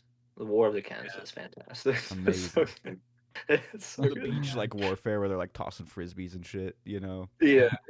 Timu Leo's like stabbing him with a lacrosse. He's like, I think at one point he literally just like blasts him away, like Yeah, no it's like a star contact. blast or whatever the fuck. Yeah. yeah. Then it like Awesome. transitions into the like dance number, which is maybe my favorite moment of the movie, with like the pink and blue void that they go into and like circling each Yeah. other and shit. Yeah. Goddamn, Good, so good choreography in that for sure. Mhm. Yeah, I feel like it's just like so goofy too, because then after that they're just like, oh shit, we forgot the boat. It's just like, yeah, duh. It just like stops. I think meeting Weird Barbie is a potential high of the film because like you're just on for the ride there, and then there's so much fun and self-awareness in that, but then it kind of like tells you everything you need to know about where the movie's going after that too. So very key scene. Mm. And then another high, I think in general, is just Ken being man awakened when he gets into the real world. He's like watching the corporate dudes like talk to each other or whatever, and he's like kind of like mimicking. Like, Yeah. and then you I have, actually put that down as one of my clever girls because like it's basically like because they play the 2001 Space Odyssey music for him when he's in the real world in the His same way awakening. that they did at the beginning of the movie because it's like his like awakening basically. Yeah, you know? I didn't, that's cool. Yeah, I did notice that. I thought that was actually kind of neat. I love the flashes of that sequence too, of like money, beer, horses, obviously, and then you see like fucking like grease lightning for a sec, like, and then Rocky at the end. Yeah, it's fucking Sly Stallone. Good shit. Good shit. Tears down the cheeks. It did not get me this time, but I've cried almost every other watch when I watch this movie. I was gonna say I did well up this time. I don't know if I did the first couple What are times we I watched crying it. about, boys? It was life, her- man. Her last conversation with That's what gets me. the founder, yeah, Ruth. and that Yeah. void, yeah, Absolutely. Yeah. She's talking about how mothers stand still so their daughters can look at how far they've come. Fucking fantastic line. But also, like, the Billie Eilish song, I think it's like, That's it's who, like, yeah. it's like tweaking your little heartstrings. It's like, ding, ding, ding, like, because It I'll is. listen to that song every once in a while, and it's still, like, I can still get welled up just from listening to the song. So I don't even know. Yeah. Yeah, It but hits, that song does. the hands releasing from the founder too is like the physical moment where I'm like, fuck yeah, like I don't know, it's just like genuine heartstrings being pulled, and you get the photo montage of just like mothers and daughters and like kids, and I think like a photo montage is just an easy way for me. That's where it started for me. Was all Yeah. that like almost like home video type of feel. Yeah, 100%. Yeah. Hell yeah. They do the same thing in Superman, which I kind of realized this time, and it got me at the end of Superman, and I'm like, fuck, that's like a tool to get to your emotions. Yeah. Everyone's a kid. Right. At the end of the day, everyone's just a child. Everybody's got a parent. Yeah. All right, nitpicks for Barbie. Alex, go off, my dude. Can we just stay in Barbie land? You know, I don't know. I feel like the movie would just be better, at least for me, I would think. I mean, I get That's we fair. gotta do the meta stuff, go into the real world, but I feel like the best moments are in Barbie land. I don't know. 100%. I mean, the set 100%. designs Yeah. are the best, the But then there would comedy's be the no best. conflict.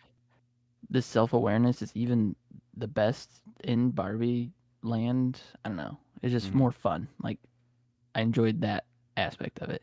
So when we get in the real world where I'm just kind of like, eh, Yeah, it's I less. mean, It just feels less smart once we it get to takes the real like world. joy out of like the physical watching Yeah. experience when you go to the real world in a weird way, in like probably a successful way, but like one of my nitpicks is that when they go back, the patriarchy stuff blends into the Barbie land, and it just becomes like a bit much for me. Like it's just Yeah. too forced now in a way that Yeah. it just didn't work coming back in a way too. So yeah, I totally get it. Yeah. Fair. That's just my huge nitpick of the movie, and I mean, I don't know, it's just not a movie for me, I suppose.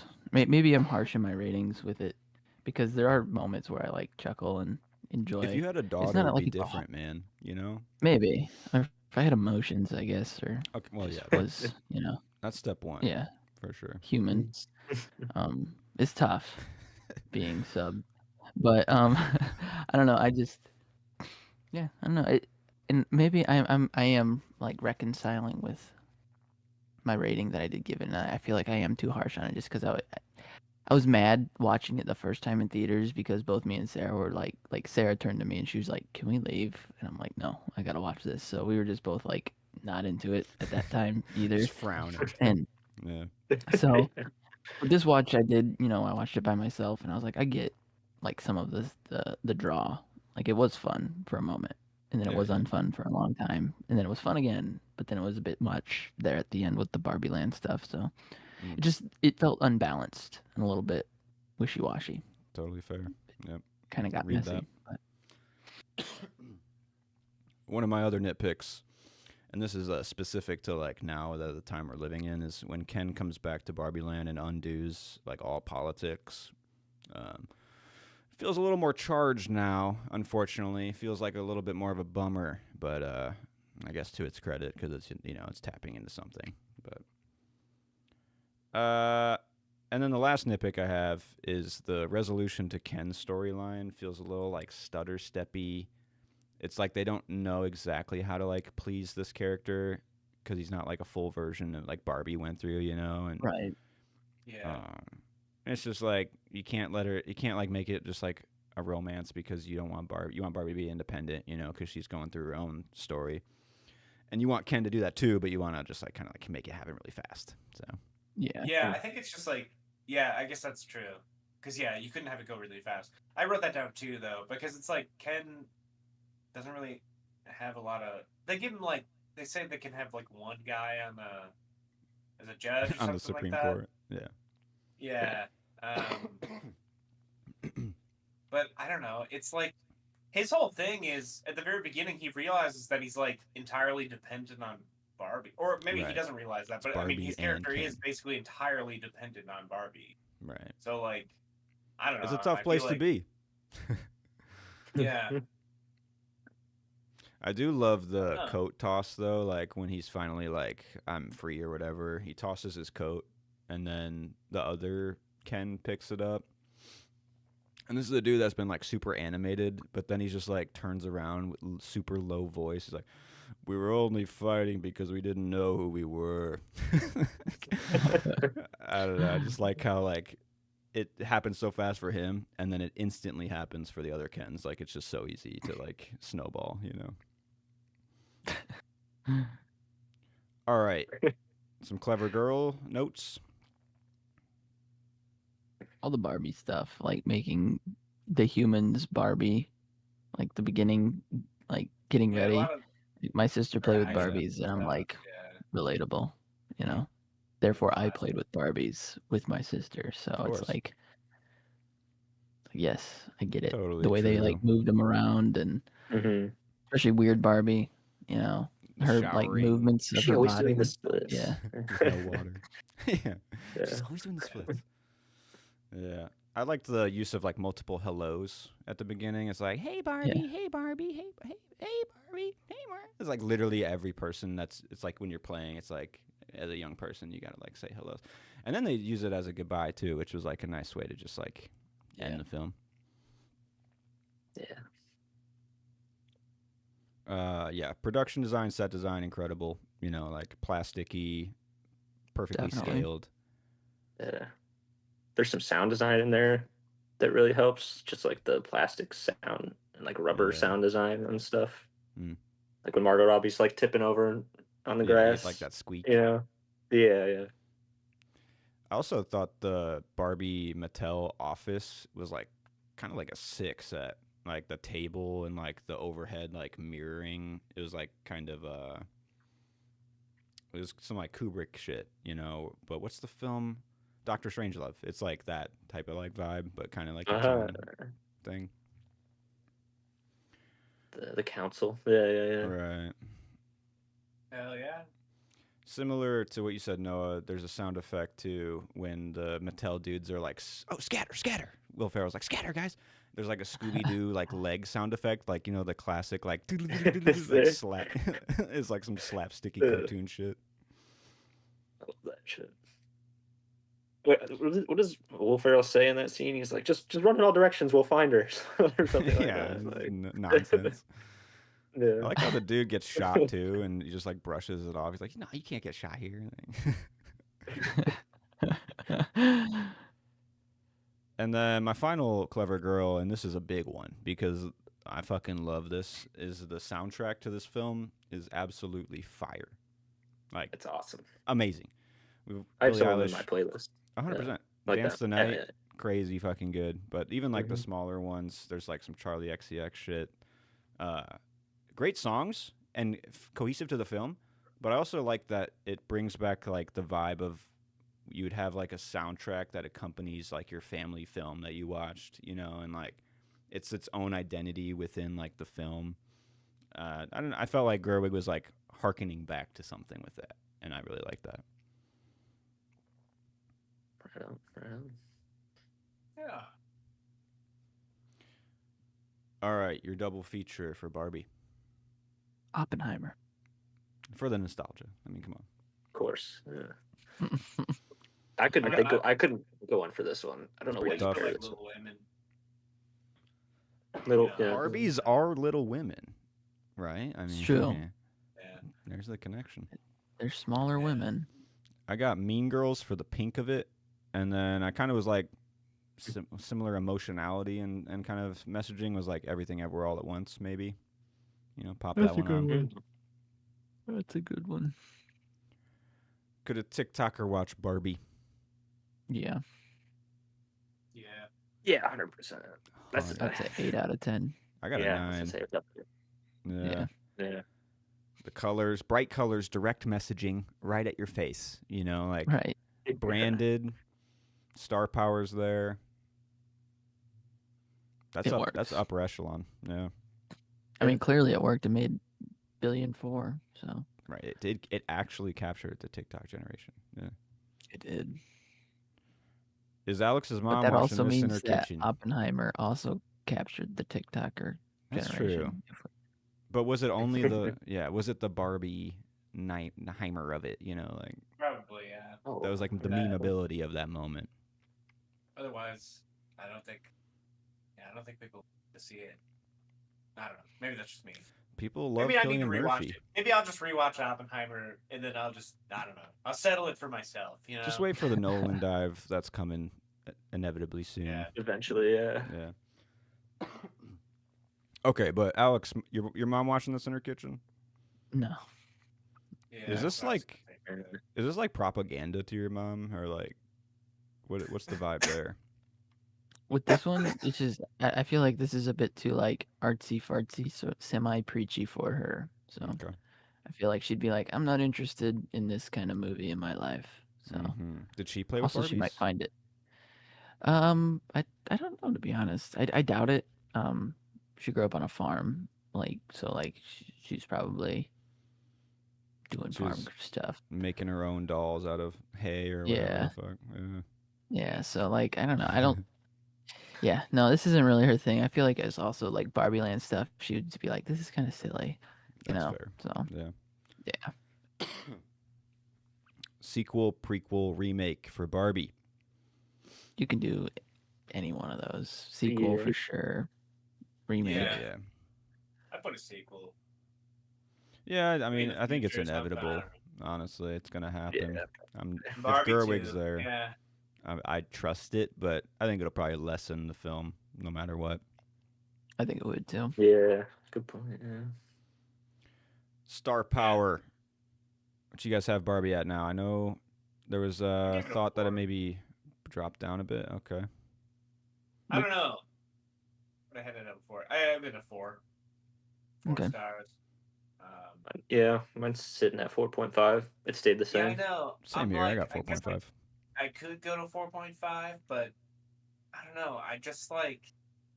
I think this is the first time I rewatched it, and I feel like it just did not have the same effect on me. Mm-hmm. It kind of just felt like, I don't know. I don't know how to describe it. I guess Let it was it just out, like, man. like it is a good movie, and it is really well done and like really smart, and like there's so much like good stuff about it. I guess I just like, maybe it's just like personally I'm not that into this movie. I don't know. That's how I feel. Fair. I guess it's That's the just problem like, with my rating too. Is like I'm too emotional. Like, okay, what? emotional. I'll use that loosely, but like, just personal preference of entertainment kind of just is my guiding light a lot of my That's fair. Yeah. ratings. Yeah. Sorry to interrupt. I agree, like with the unbalanced nature or like uneven nature of the film. I think that's like its biggest limiter. I But think like that's it too. And I also just felt like this one of any of her movies was just like, I don't know if the least concise is the right way to say it. I just feel like in its like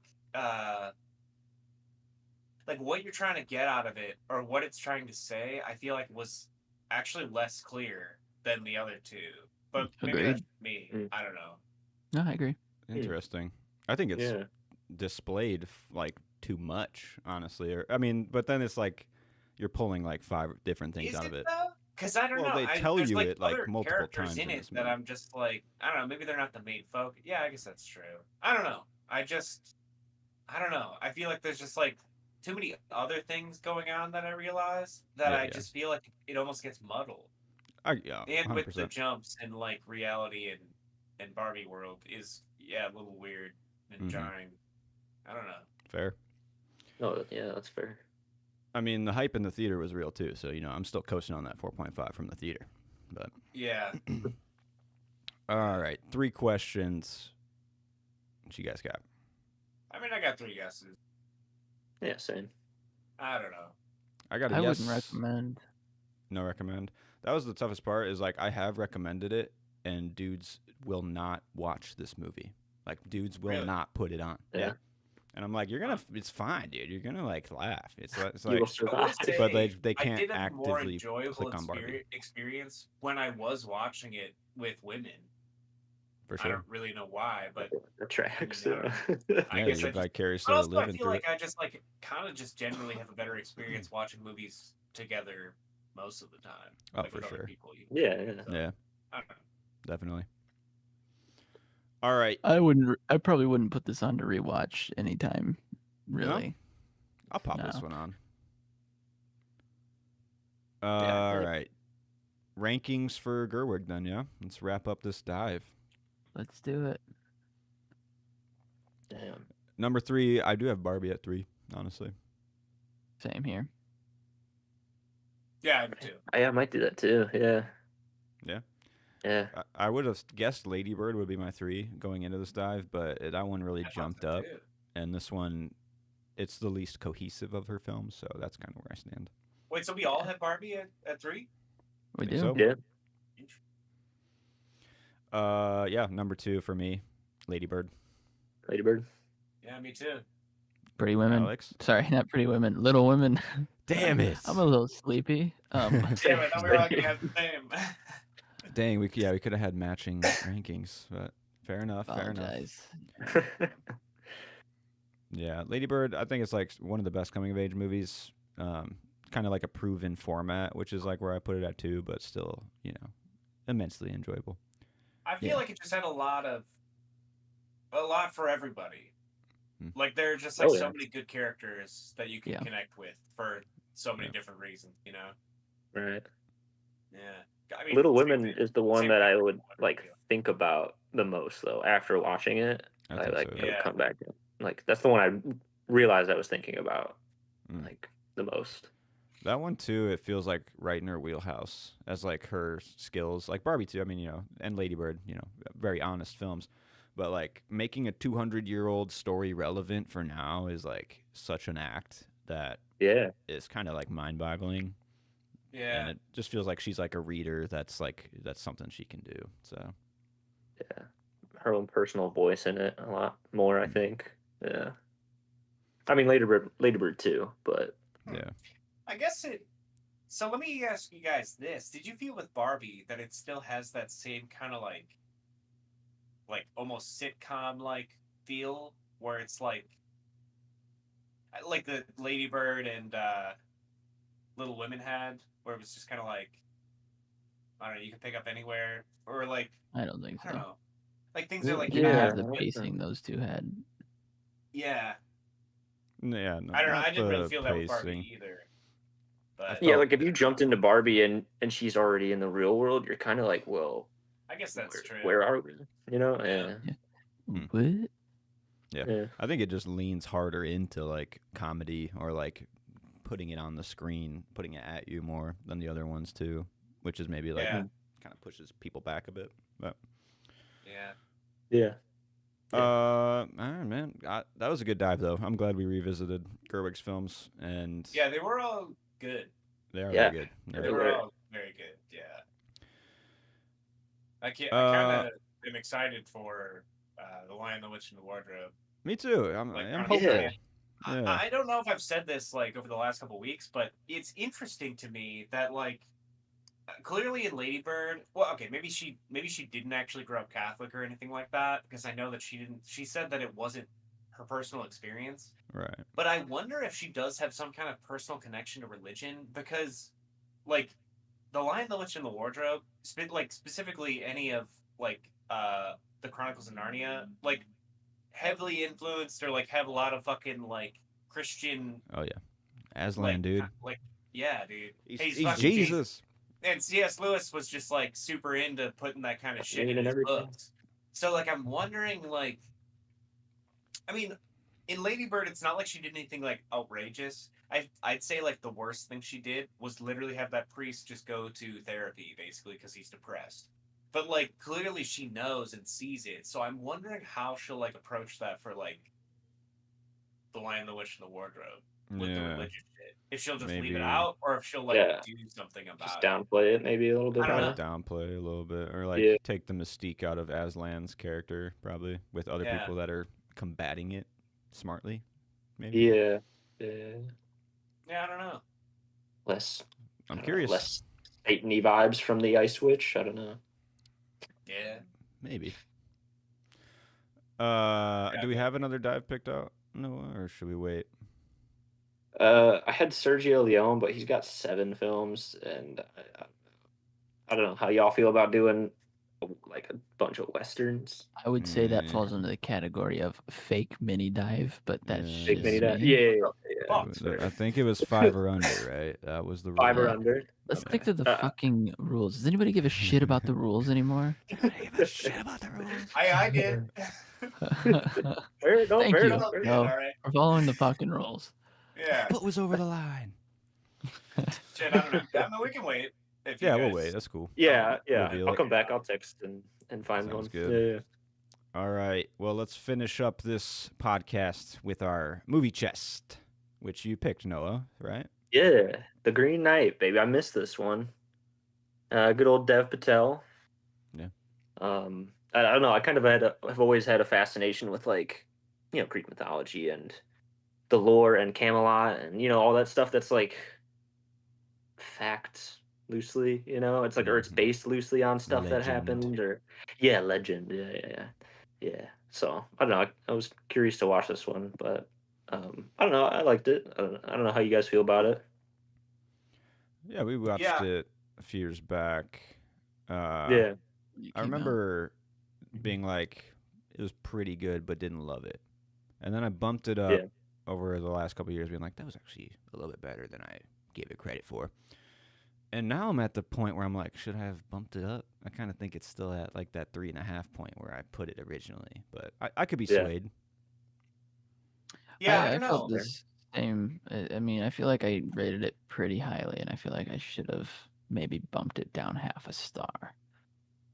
I don't know. Yeah. It's fine. I mean, it's a great experience to have when I first had it in the theater, but the rewatchability, I don't think is there as I It's thought. tough, yeah. That's a good point. To be honest, for me, like I was saying earlier, I feel like it improved on rewatch just because, like, the first time I watched this, I feel like I focused on the wrong things and kind of didn't really know what was going on. Oh yeah. But then I feel like once I like actually know what's going on, I like it a lot more. I feel like going into this, because I mean it's based on Sir Gawain and the Green Knight. Is that the actual name of the poem or whatever in the story? Mm-hmm. And I feel like it has more like connotations about like fucking like the Church of England versus like paganism and nature and shit. So I feel like I was like trying to find more shit about that in this, but there's like virtually none of that. It's really just about Gawain's journey, trying to be a knight, like getting tested. It's a quest, man. It's like it's like a fucking a Souls game, man. Don't go there. I don't know, man. I don't know. I feel like there's a lot of like just like deeper meaning and shit that I just didn't catch like the first time, and for sure. So I don't know, and I mean like I don't know. I mean I don't think it's like amazing or like insanely good. Like it definitely has flaws, and I feel like it also is like kind of paced weird. It is a bit strange, yeah. Yeah, I don't know. It was straight in the middle. Like I don't know, the pacing was a little slow. Like it was a little, it dragged a little bit, and there's some weird shit, just like pacing in the middle. Like because at the end, it's I liked the ending, but sure. Once they get to that house, I feel like with the Lord and the lady, I feel like it slows down, and you're kind of just like, okay, what the fuck are we doing now? And then it kind of then he just like gets to the fucking green temple or whatever. Yeah, there's barely like, for what I found this watch is like the scenes don't really like feel full. Like there's even when they slow down and actually start talking in this house, like I don't even think it really got places. Like I just didn't really feel like it was saying much. But like the adventuring stuff before that is like really cool and like a key feature of like medieval stories or whatever. And I like that a lot. But then it's also feels kind of empty because you don't have like juicy scenes where you're talking. It's like it's a weird mix. Yeah. Like there's not much. It doesn't feel like there's much growth happening with Gawain, which is weird because it's all his it's his trials. He's being tested. His trials. I mean, you get really like backloaded with that, with his like flashback or flash forward sequence, kind of where it's like he's taking it all on his shoulders emotionally, but like the trials before that don't even really like connect to that, and it's just like man, there's more some trials. Weird giants and shit. I mean, that show up, and I don't know. Man. I would object to that, I guess, because like it's always like him like testing his honor. And like he's always like not following through. Right. So like I mean eventually like and that I feel like is most shown in the last part where he gets to the fucking citadel and it shows what his life would be like if he didn't take off the fucking belt thing. That's where it all comes together right there. Yeah, I feel like it's really just about like honor and like him fulfilling his like being an honorable knight. And I feel like every like test or like thing will boil down to like that. If he makes like the honorable decision or if he doesn't, because like even like let's just say like when he gets to the like cabin in the middle of the night with that girl, she's even just like, "What are you doing? Like I'm giving you a fucking gimme here, dude. Like why are you asking about? Shit you want? Yeah, like it's true. No, you're totally right. Like, because I have honor as like the highest high at the end is like it's almost like the flash forward is like this supernatural feeling of like what if he did break his code and try to go back, and like It's just like a conscience of like eating Yeah. him, and then He would just decides. like never be able to take responsibility for his actions. Yeah. Because like he could basically just like keep doing dishonorable stuff, and there's nobody to keep him in check. Except for like people, I guess. Right. But yeah. No, you're right. You're right. That's And one of my main themes was honor. I mean, if we're going into categories, that's the top one for sure. I feel like. Yeah. Yeah. Yeah. I mean, if we just want to jump to the theme, I have innocence will be destroyed, and then there's nothing you can do about it, and you accept it or you don't. You know, like you embrace it or you don't. Yeah. Yeah. Innocence being destroyed. Yeah, because yeah. Okay. No, go ahead. Yeah, I put finding your own path. I don't know, because it's kind of just like on his quest, you know. So he's figuring out shit. I put religious freedom just because, like, I feel like the green stuff is like, I mean, she's a witch. I mean, she's doing pagan shit. But really, that's like the only religious shit in here. Yeah. There's not really like much else. But also, like, there's just an interesting relationship between like his mom and the king, because like they don't ever interact, and I don't really know how they actually feel about each other. Yeah. But then I also put just not everything is as it is on the surface. 100%. Yeah, especially like he's trying to live up to this like knightly ideal that, you know, he is confronted with how like untrue that is for him, his own character. But yeah, I feel like it did a good job of like, I don't know, I did feel that part of his journey where it's like, is he making the right decisions like all these like throughout all this times? Like he doesn't know. Like we're kind of watching him go through it. I don't know. Like you know, it made me question some choices of my own where I was like, fuck, like, am I going through life like okay? You know what I mean? So yeah, life, man. Yeah. It all comes back. Yeah.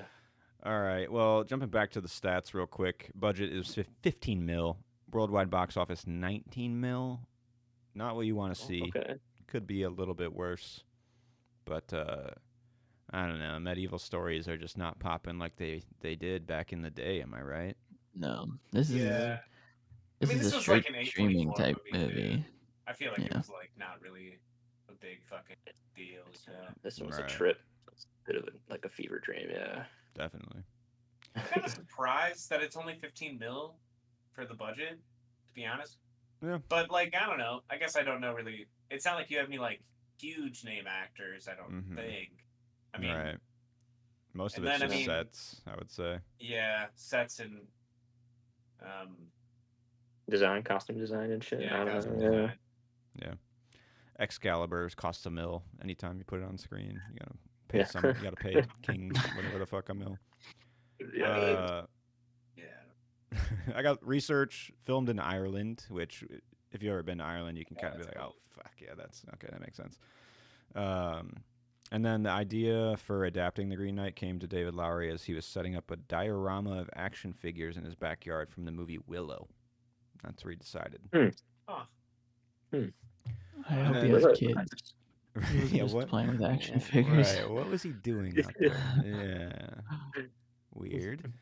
And then, like we were saying about the tests, according to IMDb, the 5 traditional knightly values are friendship, generosity, chastity, courtesy, and piety. And Gawain fails at each of these throughout the story. Like, so the main tenets of being a knight, you know, obviously he's not there yet. All right, got the themes. What's your favorite shots? Shoot your shot. I think mine is when he's in the church at the end, and there's like I don't know, the lighting in this movie, I will say, is fantastic. Yeah, I mean, definitely. It is definitely like extremely vibrant, like colors all all the time, and I feel like it's like extremely like visually pleasing. I don't know. Yeah, absolutely. Yeah, for sure. Visually, it's great. Yeah. Yeah. I really love the red colorization when he's underwater swimming. Not very often that you see like water put to a red hue. That was very interesting.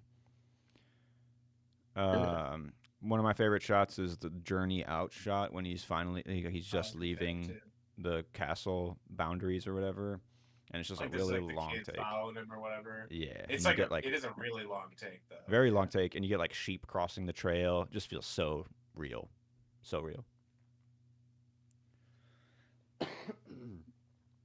But were you saying that the end in the church is that when he's on the throne or whatever? Or Yeah, and there's like the light coming through the broken ceiling and stuff. Yeah, Okay. like that. Yeah. The Yeah. lighting at the end there is like really like how it's yellow and stuff when he's going down Yeah. the river.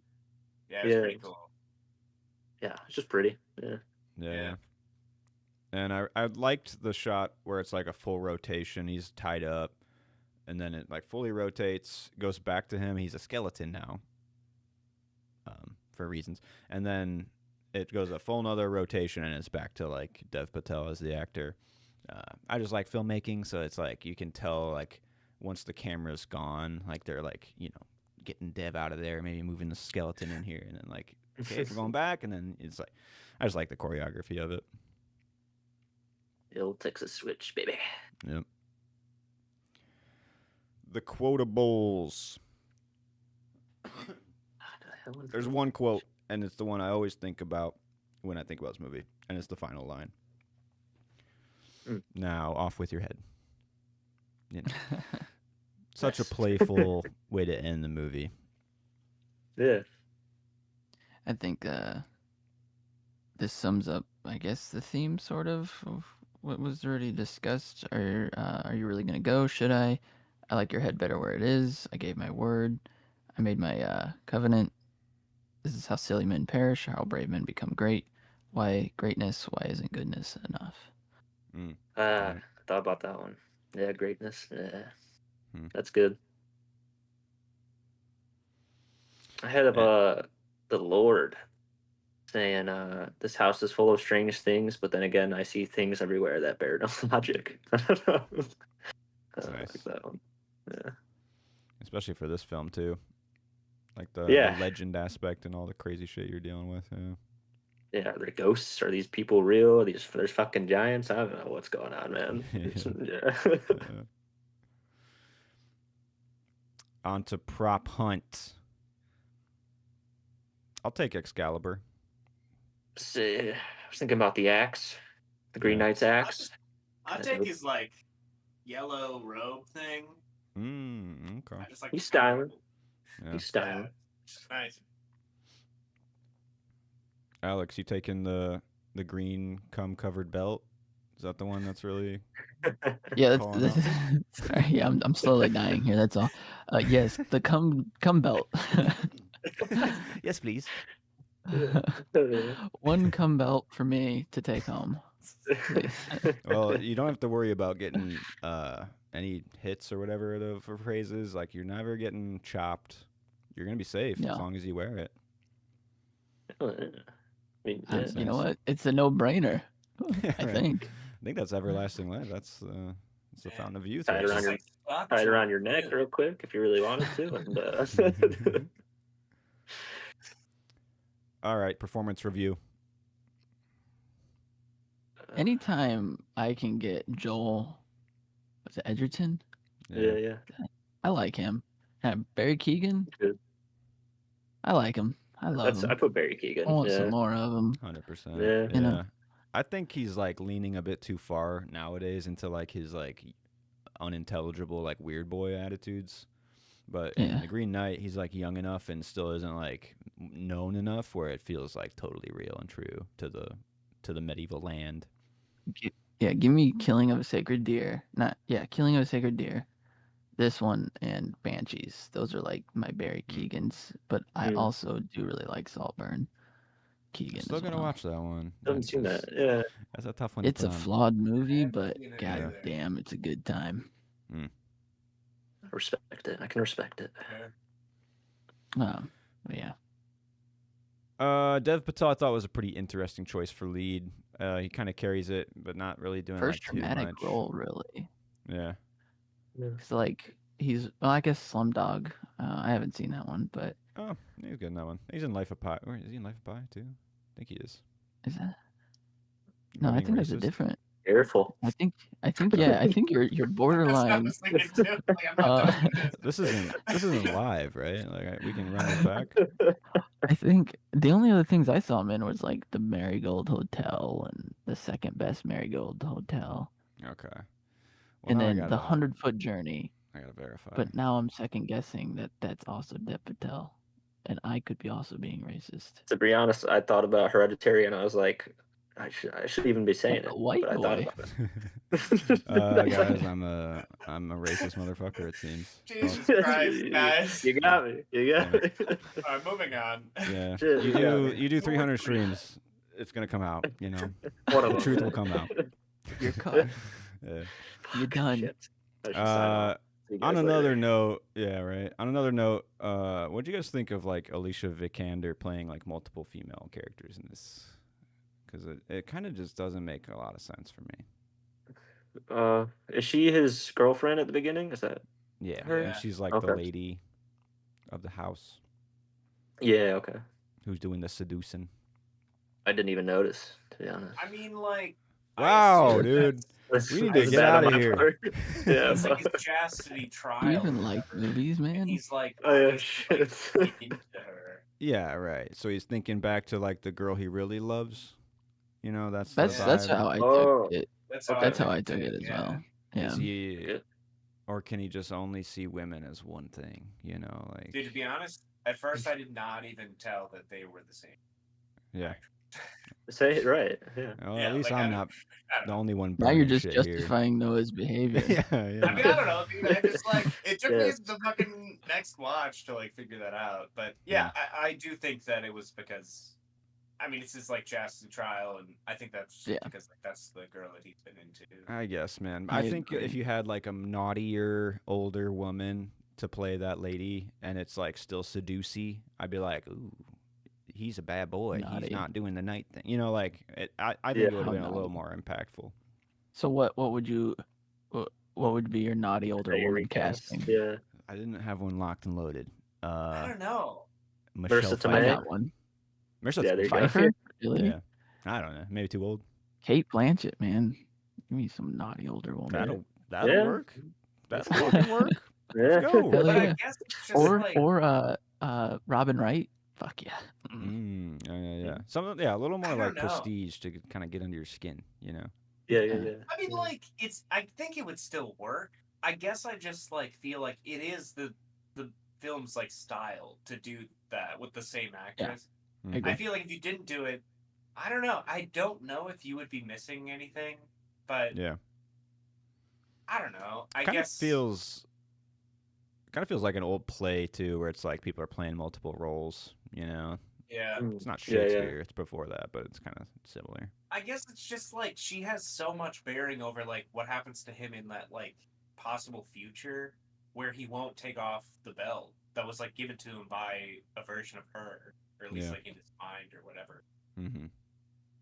It's I fair. don't know. It's fair. I just question, why, or like, The could we get Cumbo? another actor? Come Come out, belt. yeah. Yeah. I wouldn't take it off either. Holding tight. Nothing could stop me.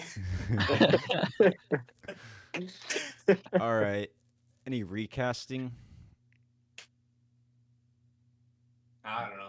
I don't think I King put Dev anything. Patel. King Arthur. Maybe. Who'd you say, Alex? Maybe Dev Patel. Just because it Really? just Okay. seems a little bit. I mean, he does a good job. Don't get me wrong. Just a bit.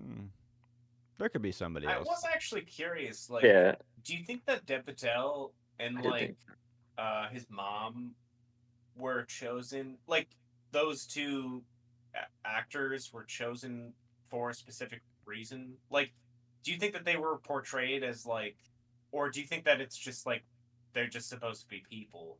I guess it's just like like no race. I don't know. You're in fucking old. Yeah, I am. Yeah, I'm wondering if it is like the race thing, or if that is like somehow involved in like some kind of underlying. I message think or imagery or something, you could read it that way for sure, where it's like Yeah. an outsider-esque person from the white man King Arthur crowd, And I mean, it is.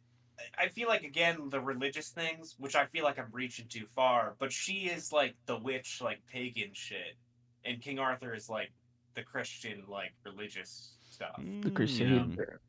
Yeah. So I don't know. see Maybe it has something to do with that. I don't really know.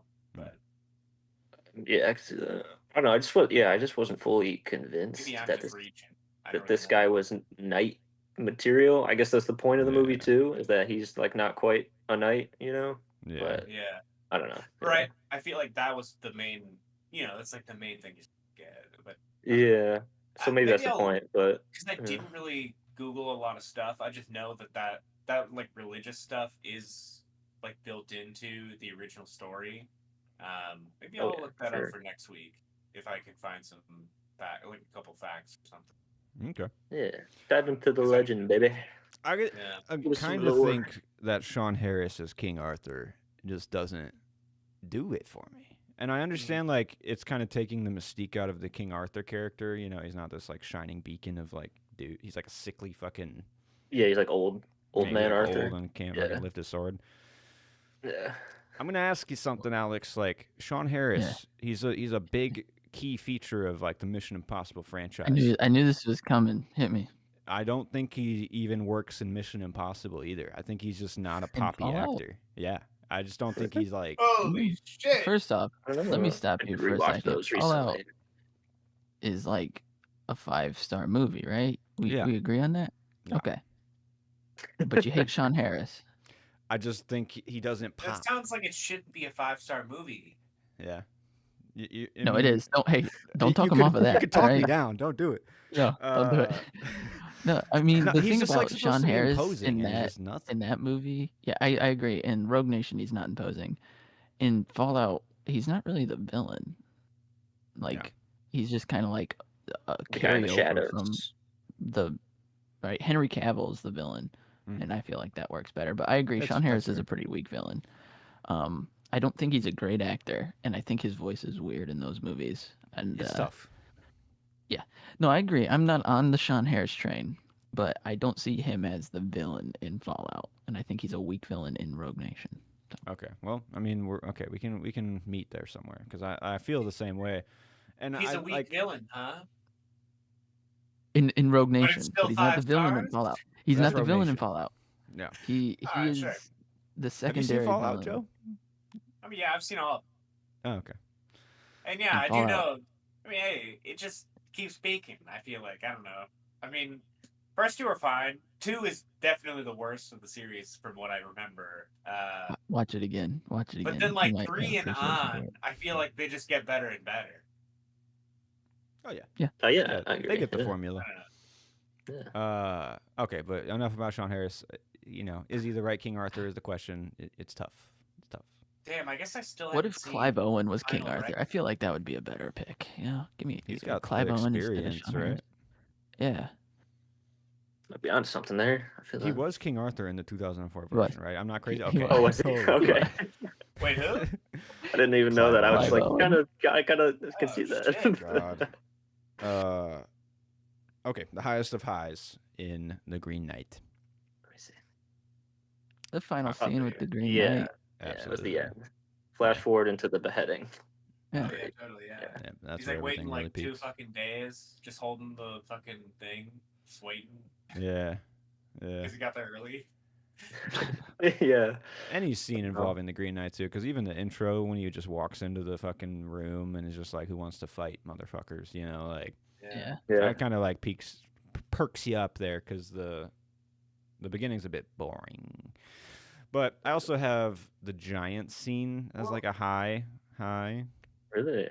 Yeah. I just didn't understand it. I was like, "What is not at all? I didn't understand the point?"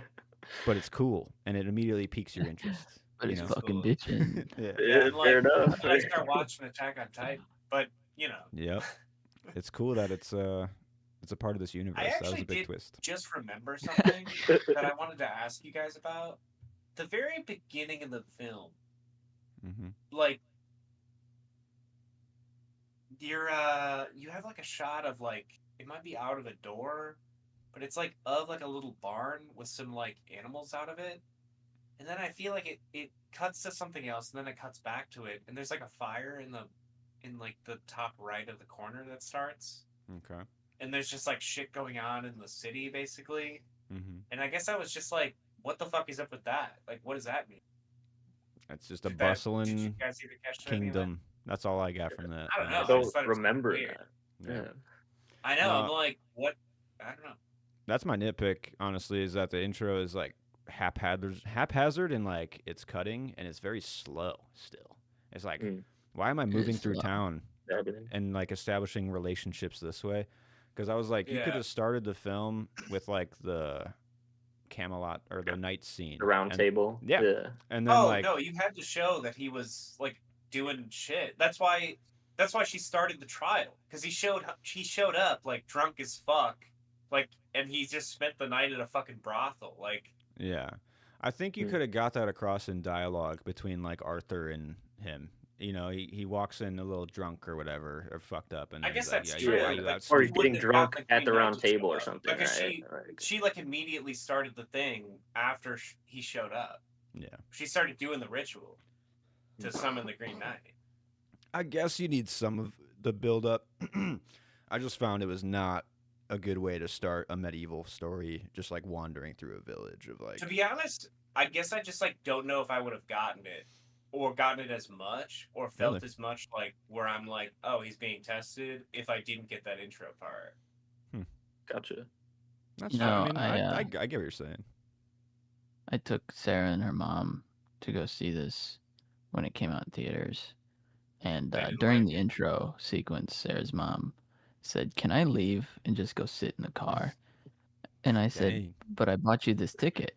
And she was like, "Yeah, but like, this sucks." I still have not lived that down. Wow. Just recently, they brought it up again, the Green Knight. I can't recommend a movie to these people without them being like, "Oh, it's gonna suck if Alex liked it," you know. And the Green Knight is one of those stains on my reputation. That's the one that I feel like they just have very poor taste in film. Yeah. Not saying honestly, like I understand that the beginning of this is boring, but like not to the point where I would like walk out of the theater, especially with what I know that they watch. Like that's what I'm saying, man. And like, sorry, a small tangent. I just was thinking about that when you said nitpicks, and I'm like, my nitpick is taking Sarah's mom to this movie. I shouldn't have done that. Those regrets, man. That's a different category.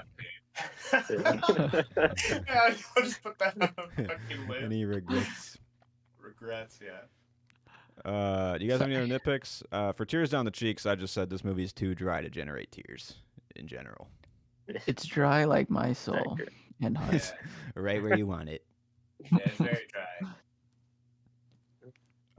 Then some clever girl notes. What if that's the fourth question? Regret? Yes. Regret? No. Yeah. You regret watching this. That's funny. There's a few movies I could regret. Then you can't get like all yeses though, because for the most, I would hope it's right. No, but you get 3 yeses and a no. Yeah. If it was good, at least. Right. All right. Clever girl. Good notes. Cool that it takes place in the Attack on Titan universe. That's fucking crazy. Yeah. Yeah. And then overall, just like this feels like vignettes of story that I mean, I don't have like great recall of the medieval stories I read in school and whatnot, but it just feels potentially like one of the best medieval film movies.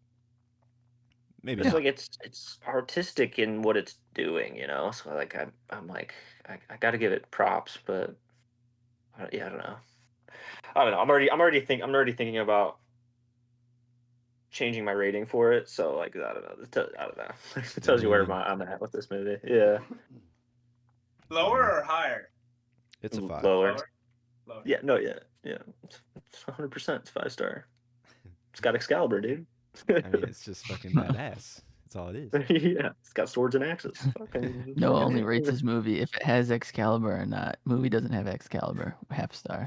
Movie has Excalibur, 5 star. You know we all too well, Alex. I need Excalibur in there. I need a magic sword. Well, my double feature, it will give you 5 stars because it's just 2004's King Arthur. You get the like crazy badass version in that movie. And then you go over here and you get kind of like the tossed off tale of Green Knight with like the cousin or whatever the fuck, you know? Like, yeah, the Randy. I figured someone would come to the table with the 2004 Clive Owen superior King Arthur. So I'm gonna see your King Arthur. That's what it's called, right? I think so. Yeah. The Okay, League I'm of gonna see your Extraordinary King Arthur. Gentlemen, King Arthur. I think it's something like that. And I'm gonna raise you King Arthur and the Sword, the Guy Ritchie schlock that came out. Charlie Hunnam one. Yeah, I remember that one. That's some badass shit. Yeah. I feel like There we actually go. I have a couple double features. I just like thought of a couple, but originally I put The Northman. Ooh, I I like like that one. That's pretty good. Yeah, I thought Yeah. it was.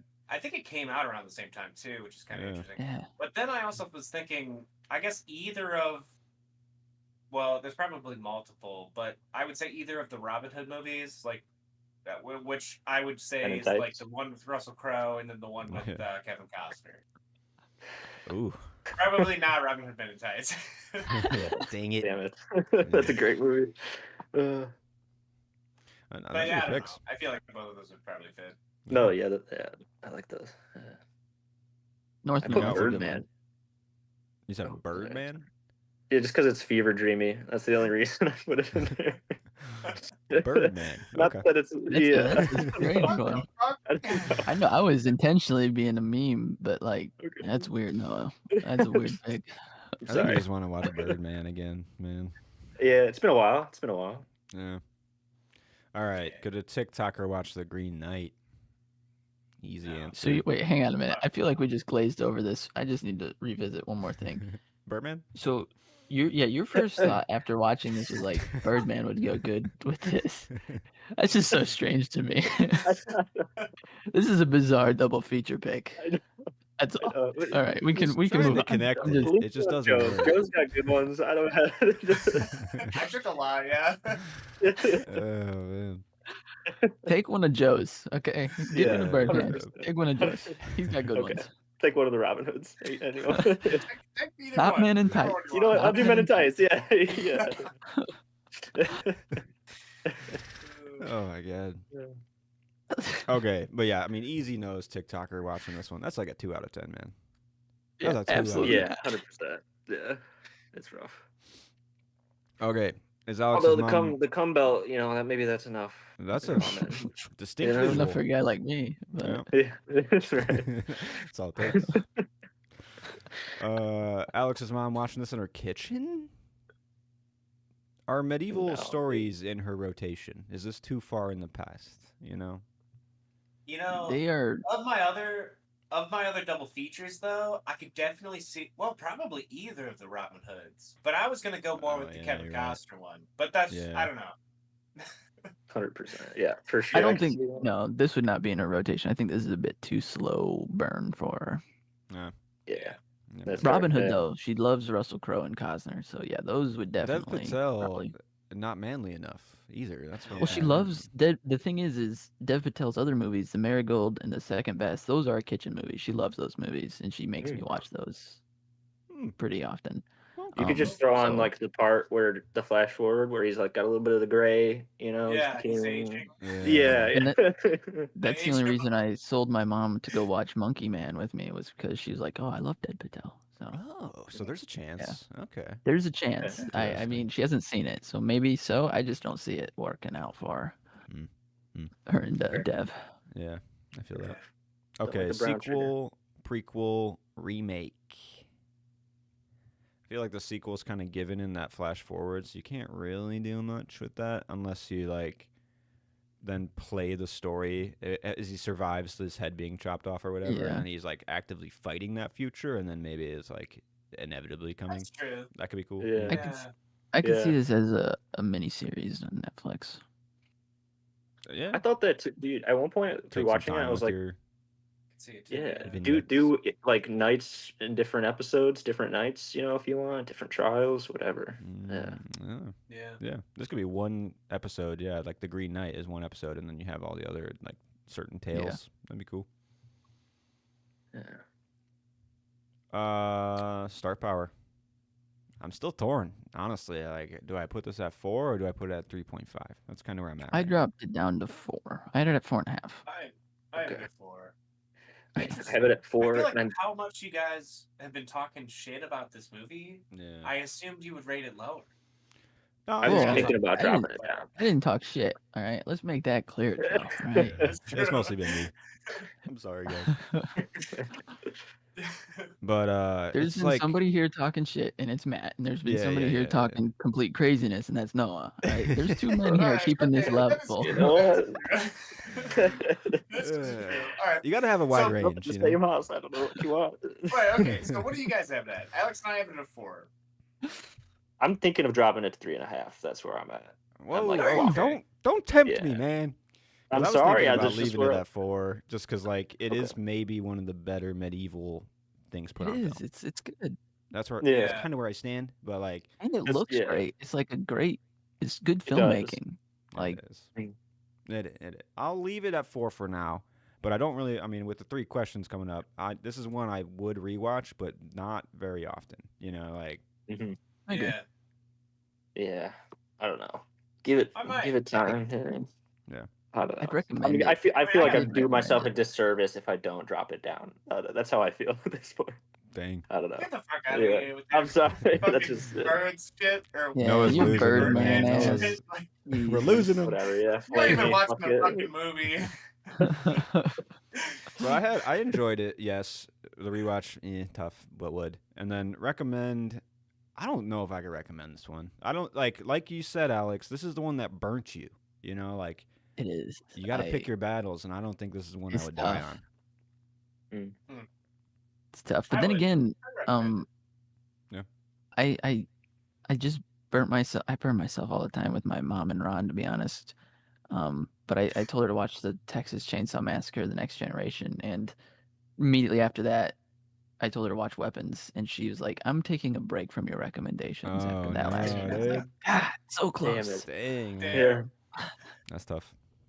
All I right, just gotta so quit recommending movies. Moral of the story, like I just gotta The real cool it on question, my guys. recommendations. Did you regret it? No. I mean, I Regrets. I regret bringing Sarah's mom to it. big Absolutely. regret. Yeah. Yeah.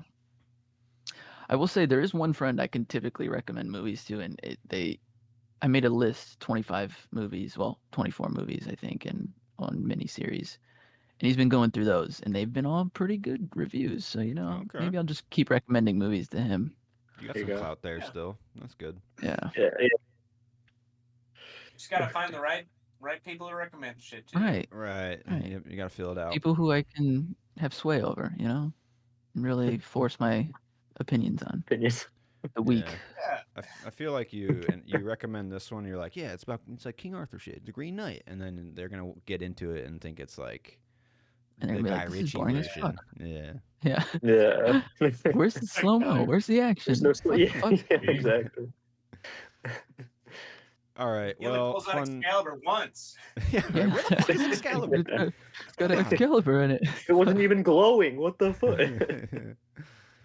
God, I'm just gonna fucking watch Birdman. It didn't even actually kill him either. Yeah. You don't even get closure, man. Come on.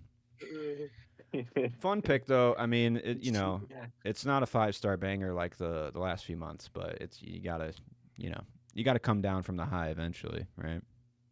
Yeah. True. True. Are we still doing movie chess next week? I'm down. It's Alex's yeah. pick, right? It's my turn. Yeah. Cool. You got one locked and loaded? Okay, I have one. It's a joke. So this one's a joke. So don't take this one seriously. Nymphomaniac. All right, my joke's God. over. I won't Okay, make you good. guys watch 6 Dude. hours of. Even though Thank I'm God. honestly, upon rewatch, I think I'll bump it up to 5 stars. It's really fucking good. But All right, let's just do it. Alright. No, it's good. I'm It not- has to be a dive. It has to be a dive. yes, that one will make a dive. Okay, I will, I feel like we with Yeah, that I'll just- stuff, you kind of do need a larger picture of the films too. You know what I Yeah, mean? yeah. Even though it's 6 hours, but Okay, I know we've been doing 5-star bangers, but me personally, I'm gonna go hard into my mom's kitchen movies here and go Ooh. Shot Caller. Okay, that's what we're gonna Okay. watch. Okay. I'm gonna- I'm down there. Have you guys seen it? No. I don't think so. Good. No. Wonderful. So this is prime kitchen movie for you. This is This like this is probably the kitchen movie for my mom of like the probably last 5 years. I feel honored then to watch Wow. it. Yeah. Yeah. So Is just this to the be one with clear- the guy that plays Jamie Lannister? I feel like I've Yes. seen. Oh, Okay, yeah. Sure I've is. seen the All right. poster a few times and stuff. Yeah. Okay. Interesting. And I thought my mom was like the only one who had seen this because I thought it was just one of the movies that she like put on one day. And anyway, but then she showed me it, and I was like, oh, so this reminds me of Felon. And lo and behold, it's the same writer director. I'm pretty sure writer director, but it's the same director as Felon. I was like, oh, this is like a better version of that movie. Oh, cool. With Steven Dorff is with Felon, but then my mom's not the only one because the Rewatchables did an episode on it, and they were like, low key, this is a good movie. I'm like, hey, it is low key a good movie. Okay. All right, cool. It's got some. Yeah, it's got some juice. It's Yeah. not prestigious, but it is enjoyable and extremely I mean, rewatchable. So Just look at this I love that. mustache. Sounds good. I mean, this guy's What'd you say? mustache is insane. That is a great Oh, it's- His mustache. mustache. I'm gonna Okay. Jamie Lannister is He's a shot caller. Holt I'm gonna say it, man. Holt. Easy. What's that guy's name? Holt McLaren. Holt Holt McCallum. Holt McElhenney. Yeah. Yeah, he is unrecognizable. In this Okay. movie. I like That him. says Yeah, he's the cool. beast. The Yeah, Beast. he's That's the unrecognizable. spoilers. I don't know. That's what his character's name is. Yeah, that's what his gonna be character's name is. sick. All right, I'm Alright. down. Let's do it. And then we'll have a director dive picked out for next week as well. Yeah. Let you Thanks guys know. for. We should wrap it. Wrap it there. Nice, like Yeah, 3 we're hour at podcast. 2.5 or whatever. hours. Yeah. Yeah. Yeah. Thanks for listening, guys. That was a fun one, and we'll see you next time with a new dive and a new movie chest. Yeah. Just hold it. Do the Barbie wave. Hold it. Go. Bye.